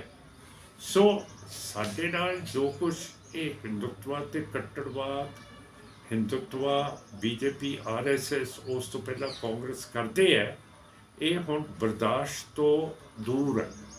ਜੇ 2 ਗਜ ਜ਼ਮੀਨ ਇਹ ਪੰਜਾਬੀ ਬੋਲਦੇ ਇਲਾਕੇ ਹੈ, ਹਰਿਆਣੇ ਦੇ ਵਿੱਚ ਵੀ ਹੈ, ਹਿਮਾਚਲ ਦੇ ਵਿੱਚ ਵੀ ਹੈ, ਜੋ 1966 ਦੇ ਵਿੱਚ ਸਾਡੇ ਪੰਜਾਬ ਤੋਂ ਤੋੜੇ ਗਏ ਸੀਗੇ ਔਰ ਅਸੀਂ ਇਹਨਾਂ ਨੂੰ ਵਾਪਸ ਮੰਗਣਾ ਚਾਹੁੰਦੇ ਹਾਂ। ਸਾਡੇ ਪਾਣੀਆਂ ਦਾ ਵੀ ਮਸਲਾ ਹੈਗਾ। ਸਾਡੇ 3 ਦਰਿਆ ਹੈਗੇ ਹੈ, ਸਤਲੁਜ, ਬਿਆਸ ਤੇ ਰਾਵੀ। ਰਿਪੇਰੀਅਨ ਕਾਨੂੰਨ ਦੇ ਮੁਤਾਬਕ ਤੇ ਇੰਡੀਅਨ ਕਨਸਟੀਟਿਊਸ਼ਨ ਦੇ ਮੁਤਾਬਕ ਇਹ ਪਾਣੀਆਂ ਦੀ ਮਲਕੀਅਤ ਉਸ ਸੂਬੇ ਦੀ ਹੁੰਦੀ ਹੈ ਜਿਹਦੇ ਵਿੱਚੋਂ ਇਹ ਦਰਿਆ ਨਿਕਲਦੇ ਹੈ। ਇਹ ਸਾਰੀਆਂ ਚੀਜ਼ਾਂ ਸਾਡੀਆਂ ਹੈਡਵਰਕਸ ਡੈਮਸ ਵੀ ਲੈ ਲਈਆਂ ਜਿੰਨੀਆਂ ਵੀ ਭਾਖੜਾ, ਨੰਗਲ, ਪੌਂਗ, ਬਿਆਸ, ਸਾਰੀਆਂ ਸੈਂਟਰ ਨੇ ਲੈ ਲਈਆਂ। ਇਹਦੇ ਇੰਤਜ਼ਾਮ ਦੇ ਵਿੱਚ ਪੰਜਾਬ ਦਾ ਇੱਕ ਮੈਂਬਰ ਹੁੰਦਾ ਸੀਗਾ, ਉਹ ਵੀ ਹੁਣ ਖਤਮ ਕਰਤਾ ਸੈਂਟਰ ਮੋਦੀ ਦੀ ਸਰਕਾਰ ਨੇ। ਜਿਹੜੀਆਂ ਡੈਮਸ ਨੇ ਉਹਨਾਂ ਦੇ ਵਿੱਚ ਕਰੋੜ ਪਾਣੀ ਰੋਕਿਆ ਗਿਆ ਹੈ, ਗੈਲਨਸ ਹੀ ਗੈਲਨਸ। ਤੇ ਇਹ ਜਿਹੜਾ ਪਾਣੀ ਹੈ ਡੈਮਸ ਦਾ, ਇਹ ਜੰਗ ਦੇ ਲਈ ਵੀ ਇਸਤੇਮਾਲ ਕੀਤਾ ਜਾਂਦਾ ਹੈ। ਜੇ ਇੰਡੀਆ, ਜਿਨ੍ਹਾਂ ਨੂੰ ਹਮੇਸ਼ਾ ਸਿੱਖਾਂ ਤੇ ਸ਼ੱਕ ਹੈ, ਸਾਡਾ ਇਸ ਬੋਰਡ ਜਿਹੜਾ ਬਣਿਆ ਸੀ ਭਾਖੜਾ ਮੈਨੇਜਮੈਂਟ ਬੋਰਡ, ਉਹਦੇ 'ਚੋਂ ਸਾਡਾ ਪੰਜਾਬ ਦਾ ਮੈਂਬਰ ਵੀ ਕੱਢਤਾ ਹੈ। ਇਹਦਾ ਮਤਲਬ ਹੈ ਕਿ ਇੰਡੀਆ ਕਿਸੇ ਵੇਲੇ ਸੋਚ ਸਕਦਾ ਹੈ ਕਿ ਇਹਨਾਂ ਡੈਮਾਂ ਦੇ ਗੇਟ ਅਸੀਂ ਖੋਲ੍ਹ ਦਈਏ, ਜਿਹਦੇ ਨਾਲ ਸਾਰੇ ਪੰਜਾਬੀ ਬੇਸ਼ੱਕ ਪਾਕਿਸਤਾਨ 'ਚ ਹੋਣਗੇ, ਇੱਥੇ ਹੋਣਗੇ। ਪੰਜਾਬੀ ਦਾ ਮਤਲਬ ਹੈ ਸਿੱਖ, ਮੁਸਲਮਾਨ, ਈਸਾਈ, ਹਿੰਦੂ, ਸਾਰੇ ਇਹ ਸਾਰੇ ਨਸ਼ਟ ਹੋ ਜਾਣਗੇ ਜਿਹੜਾ ਸਾਡਾ ਇੰਡਸ ਬੇਸਨ ਹੈਗਾ। ਸੋ ਮੈਂ ਇਹੀ ਬੇਨਤੀ ਕਰਦਾ ਕਿ ਇੱਕ SGPC ਦੇ ਇਲੈਕਸ਼ਨ ਜਿਹੜੀ ਸਿੱਖਾਂ ਦੀ ਪਾਰਲੀਮੈਂਟ 1925 ਦੇ ਵਿੱਚ ਸਥਾਪਿਤ ਹੋਈ ਸੀ, 11 ਸਾਲ ਹੋ ਗਏ ਹੈ ਇਹਦੇ ਇਲੈਕਸ਼ਨ ਨਹੀਂ ਸੈਂਟਰ ਕਰਵਾ ਰਿਹਾ। ਤਾਜ਼ਾ ਮਾਮਲਾ ਸਾਹਮਣੇ ਆਇਆ ਜ਼ਿਲ੍ਹਾ ਕਪੂਰਥਲਾ ਦੇ ਸ਼ਹਿਰ ਫਗਵਾੜਾ ਤੋਂ, ਜਿੱਥੇ ਪਿੰਡ ਮੇਹਟਾ ਜਲੰਧਰ ਲੁਧਿਆਣਾ ਬਾਈਪਾਸ ਦੇ ਕੋਲ ਮੋਟਰਸਾਈਕਲ ਸਵਾਰ ਨੌਜਵਾਨਾਂ ਨੇ ਇੱਕ ਨੌਜਵਾਨ ਤੇ ਗੋਲੀ ਮਾਰ ਦਿੱਤੀ, ਜਿਸ ਨਾਲ ਨੌਜਵਾਨ ਗੰਭੀਰ ਜ਼ਖਮੀ ਹੋ ਗਿਆ। ਜ਼ਖਮੀ ਨੌਜਵਾਨ ਦੀ ਪਹਿਚਾਣ ਵਿਪਨ ਕੁਮਾਰ ਉਫ ਗੋਗਾ ਵਾਸੀ ਹਰਦਾਸਪੁਰ ਦੇ ਤੌਰ ਤੇ ਦੱਸੀ ਜਾ ਰਹੀ ਹੈ। ਵੀ ਦੱਸਿਆ ਜਾ ਰਿਹਾ ਹੈ ਕਿ ਨੌਜਵਾਨ ਆਪ ਪਾਰਟੀ ਦਾ ਵਰਕਰ ਸੀ, ਜਿਸ ਨੂੰ ਇਲਾਜ ਲਈ ਜਲੰਧਰ ਰੈਫਰ ਕੀਤਾ ਗਿਆ। ਸੜਕ ਤੇ ਆ ਰਿਹਾ ਸੀ, ਉਹਦੇ ਗੋਲੀ ਲੱਗੀ ਹੈ। ਇਹੀ ਮਾਮਲਾ ਸਾਨੂੰ ਅਜੇ ਪਤਾ ਲੱਗਾ ਜਦੋਂ ਆਏ ਆ। ਉਹਦੇ ਬ੍ਰਦਰ ਨੂੰ ਪੁੱਛਿਆ ਸੀ ਕੋਈ ਦੁਸ਼ਮਣੀ ਵਗੈਰਾ, ਉਹ ਕਹਿੰਦਾ ਮੈਨੂੰ ਇਹਦੇ ਬਾਰੇ ਕੋਈ ਨਹੀਂ। ਮੋਟਰਸਾਈਕਲ ਤੇ ਆਏ 2 ਜਣੇ ਤੇ ਉਹ ਮਾਰ ਗਿਆ। ਉਹਦੀ ਸਰਜਰੀ ਚੱਲ ਰਹੀ ਆ, ਜਦੋਂ ਹੋਸ਼ ਆਉਂਦੀ ਉਹਨੂੰ ਦੇਖਦੇ ਆ। ਬਾਕੀ ਪੁਲਿਸ ਨੂੰ ਪਰਚਾ ਦੇਣ ਲੱਗੇ ਅਜੇ ਤੱਕ ਤਾਂ ਇੰਨਾ ਕੀ ਪਤਾ ਸਾਨੂੰ, ਅੱਗੇ ਫਰਦਰ ਦੇਖਦੇ ਆ ਕੀ ਹੈ। ਹਲਕਾ ਫਤਿਹਗੜ੍ਹ ਸਾਹਿਬ ਦੇ ਸਾਬਕਾ ਵਿਧਾਇਕ ਤੇ ਬੀਜੇਪੀ ਦੇ ਸੀਨੀਅਰ ਆਗੂ ਦੀਦਾਰ ਸਿੰਘ ਭੱਟੀ ਦੀ ਅਗਵਾਈ ਵਿੱਚ ਸਰਹੰਦ ਭੱਟੀ ਫਾਰਮ ਵਿਖੇ ਬੀਜੇਪੀ ਦਾ ਸਥਾਪਨਾ ਦਿਵਸ ਮਨਾਇਆ ਗਿਆ ਤੇ ਦੇਸ਼ ਦੇ ਪ੍ਰਧਾਨ ਮੰਤਰੀ ਸ਼੍ਰੀ ਨਰਿੰਦਰ ਮੋਦੀ ਵੱਲੋਂ ਬੀਜੇਪੀ ਦੀ ਸਥਾਪਨਾ ਦਿਵਸ ਮੌਕੇ ਦਿੱਤੀ ਗਈ ਸੰਦੇਸ਼ ਸੁਨੇਹਾ। ਇਸ ਮੌਕੇ ਪੱਤਰਕਾਰ ਨਾਲ ਗੱਲਬਾਤ ਕਰਦਾ ਦੀਦਾਰ ਸਿੰਘ ਭੱਟੀ ਪੰਜਾਬ ਦੇ ਸਾਬਕਾ ਮੰਤਰੀ ਡਾਕਟਰ ਹਰਬੰਸ ਲਾਲ, ਬੀਜੇਪੀ ਦੇ ਸਰਹੰਦ ਮੰਡਲ ਦੇ ਪ੍ਰਧਾਨ ਅੰਕੁਰ ਸ਼ਰਮਾ ਨੇ ਕਿਹਾ ਕਿ ਬੀਜੇਪੀ 2024 ਵਿੱਚ ਦੁਬਾਰਾ ਕੇਂਦਰ ਵਿੱਚ ਆਪਣੀ ਸਰਕਾਰ ਬਣਾਵੇਗੀ ਤੇ ਉਹਨਾਂ ਦੇਸ਼ ਵਾਸੀਆਂ ਨੂੰ ਬੀਜੇਪੀ ਦੇ ਸਥਾਪਨਾ ਦਿਵਸ ਦੀ ਵਧਾਈਆਂ ਦਿੱਤੀਆਂ।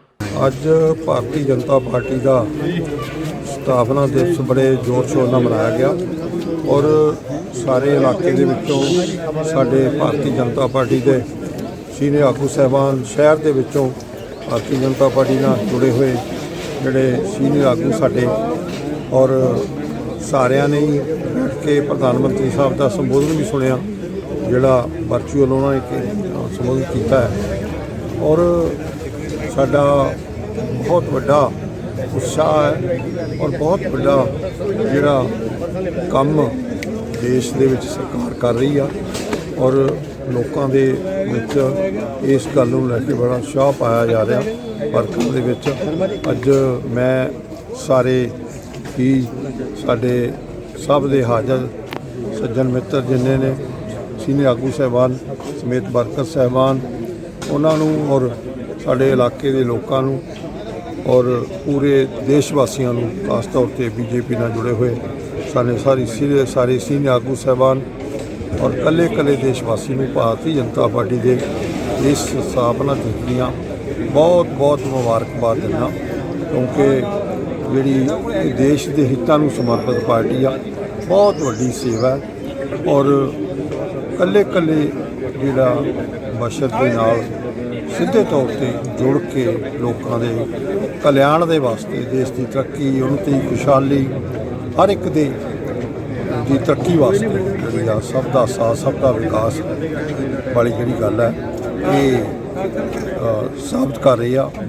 ਲੱਖ ਮੁਬਾਰਕਾਂ। ਅੱਜ ਭਾਰਤੀ ਜਨਤਾ ਪਾਰਟੀ ਦੇ ਸਥਾਪਨਾ ਦਿਵਸ ਤੇ ਮੈਂ ਇਲਾਕਾ ਵਾਸੀਆਂ ਨੂੰ ਦੇਸ਼ ਵਾਸੀਆਂ ਨੂੰ ਬਹੁਤ ਮੁਬਾਰਕਬਾਦ ਦਿੰਦਾ ਔਰ ਆਉਣ ਵਾਲੇ ਦਿਨਾਂ 'ਚ ਭਾਰਤੀ ਜਨਤਾ ਪਾਰਟੀ ਜਿਵੇਂ ਦੇਸ਼ ਦੇ ਅੰਦਰ ਲੋਕਾਂ ਦੀ ਸੇਵਾ ਕਰ ਰਹੀ ਹੈ, ਲੋਕਾਂ ਲਈ ਨਵੇਂ ਪ੍ਰੋਗਰਾਮ ਦੇ ਰਹੀ ਹੈ, ਇਸੇ ਤਰੀਕੇ ਨਾਲ ਆਉਣ ਵਾਲੇ ਦਿਨਾਂ 'ਚ ਜਿਹੜਾ ਭਾਰਤੀ ਜਨਤਾ ਪਾਰਟੀ ਦੁਆਰਾ ਅਗਰ ਚੋਣਾਂ ਵਿੱਚ ਆਏਗੀ ਤਾਂ ਦੇਸ਼ ਦੇ ਲੋਕ ਦੁਆਰਾ ਦੇਸ਼ ਦੇ ਅੰਦਰ ਭਾਰਤੀ ਜਨਤਾ ਪਾਰਟੀ ਦੀ ਸਰਕਾਰ ਬਣਾਉਣਗੇ ਔਰ ਭਾਰਤੀ ਜਨਤਾ ਪਾਰਟੀ ਦੇਸ਼ ਦੇ ਲੋਕਾਂ ਦੀ ਇਸੇ ਤਰੀਕੇ ਨਾਲ ਸੇਵਾ ਕਰਦੀ ਰਹੇਗੀ।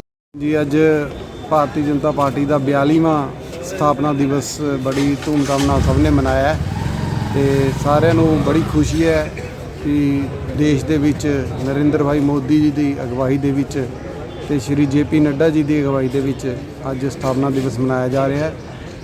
ਸਾਨੂੰ ਬੜੀ ਖੁਸ਼ੀ ਹੈ ਵੀ ਦੇਸ਼ ਦੇ 17 ਸਟੇਟਾਂ ਦੇ ਵਿੱਚ ਅੱਜ ਭਾਰਤੀ ਜਨਤਾ ਪਾਰਟੀ ਦੀ ਸਰਕਾਰ ਹੈ ਤੇ ਅਸੀਂ ਸਾਰੇ ਕਾਰਜਕਰਤਾ ਬੜੀ ਜੋਸ਼ ਨਾਲ ਪ੍ਰਧਾਨ ਮੰਤਰੀ ਨਰਿੰਦਰ ਭਾਈ ਮੋਦੀ ਜੀ ਦੀਆਂ ਜਿਹੜੀਆਂ ਨੀਤੀਆਂ ਉਹਨਾਂ ਨੂੰ ਜਨ ਤੱਕ ਪਹੁੰਚਾਉਣ ਦੇ ਵਿੱਚ ਲੱਗੇ ਹੋਏ ਆ ਤੇ ਮੈਂ ਸਾਰਿਆਂ ਦਾ ਵਰਕਰਾਂ ਦਾ ਧੰਨਵਾਦ ਕਰਦਾ ਹਾਂ ਸਰਹੰਦ ਮੰਡਲ ਵੱਲੋਂ ਜਿਨ੍ਹਾਂ ਨੇ ਇਕੱਠੇ ਹੋ ਕੇ ਅੱਜ ਸਥਾਪਨਾ ਦਿਵਸ ਮਨਾਉਣ 'ਚ ਪਾਰਟੀ ਦਾ ਸਨਮਾਨ ਵਧਾਇਆ।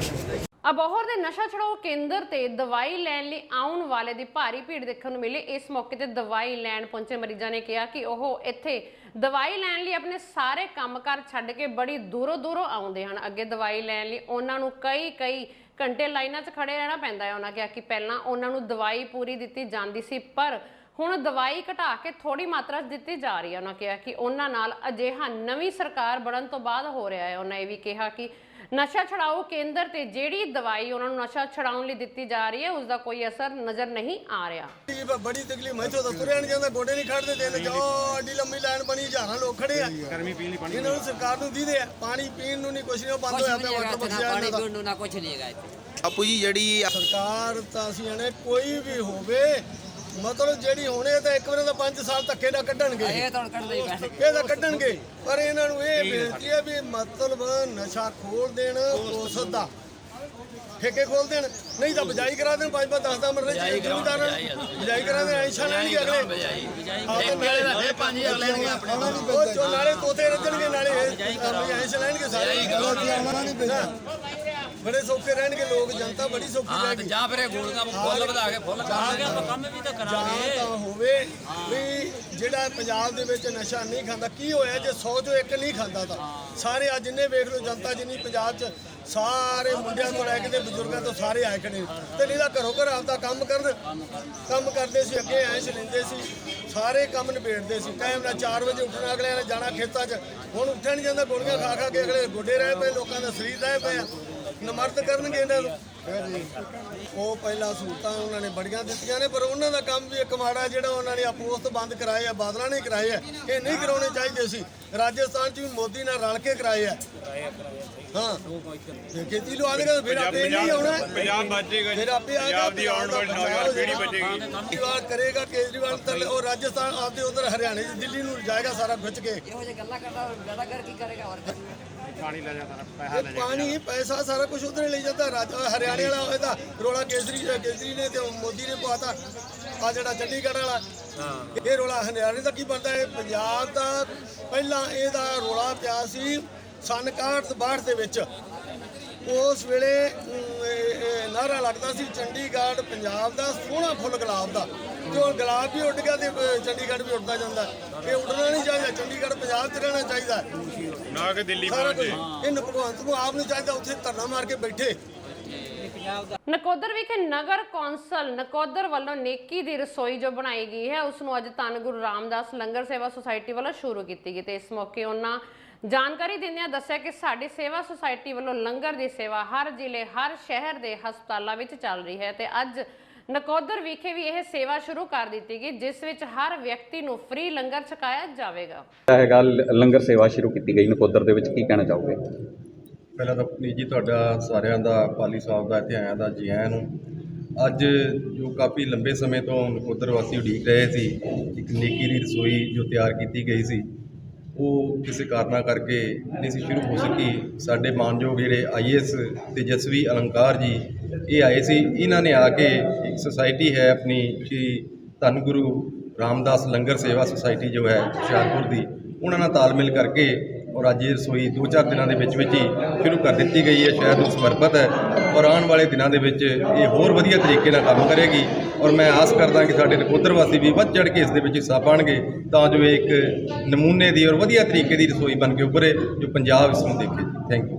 ਠੀਕ ਹੈ। ਹਾਂਜੀ ਸਰ ਅੱਜ ਜਿਹੜੀ ਲੰਗਰ ਸੇਵਾ ਸ਼ੁਰੂ ਕੀਤੀ ਗਈ ਨਕੋਦਰ ਦੇ ਵਿੱਚ, ਕੀ ਕਹਿਣਾ ਚਾਹੋਗੇ?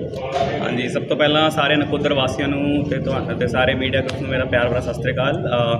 ਅੱਜ ਜਿਹੜੀ ਲੰਗਰ ਸੇਵਾ ਇੱਥੇ ਸ਼ੁਰੂ ਕੀਤੀ ਗਈ ਹੈ, ਇਹਦੀ ਸਥਾਪਨਾ ਜਦੋਂ ਆਪਾਂ ਟਰੈਕ ਕਰੀਏ ਤੇ ਮਤਲਬ ਇੱਥੇ ਆਏ ਇੱਕ ਆਪਣੇ ਮੇਰੇ ਵੀ ਸੀਨੀਅਰ ਹਿਮਾਂਸ਼ੂ ਜੈਨ ਸਰ ਸੀਗੇ, ਉਹਨਾਂ ਦਾ ਤੇ ਨਾਲ SDM ਸਾਹਿਬ ਜਿਹੜੇ ਸੀਗੇ ਅਮਿਤ ਪੰਚਾਲ ਸਰ, ਉਹਨਾਂ ਦਾ ਆਈਡੀਆ ਸੀਗਾ ਕਿ ਇਹਨੂੰ ਆਪਾਂ ਇੰਪਲੀਮੈਂਟ ਕਰੀਏ ਹਾਊਸ ਦੇ ਨਾਲ ਰਲ ਮਿਲ ਕੇ।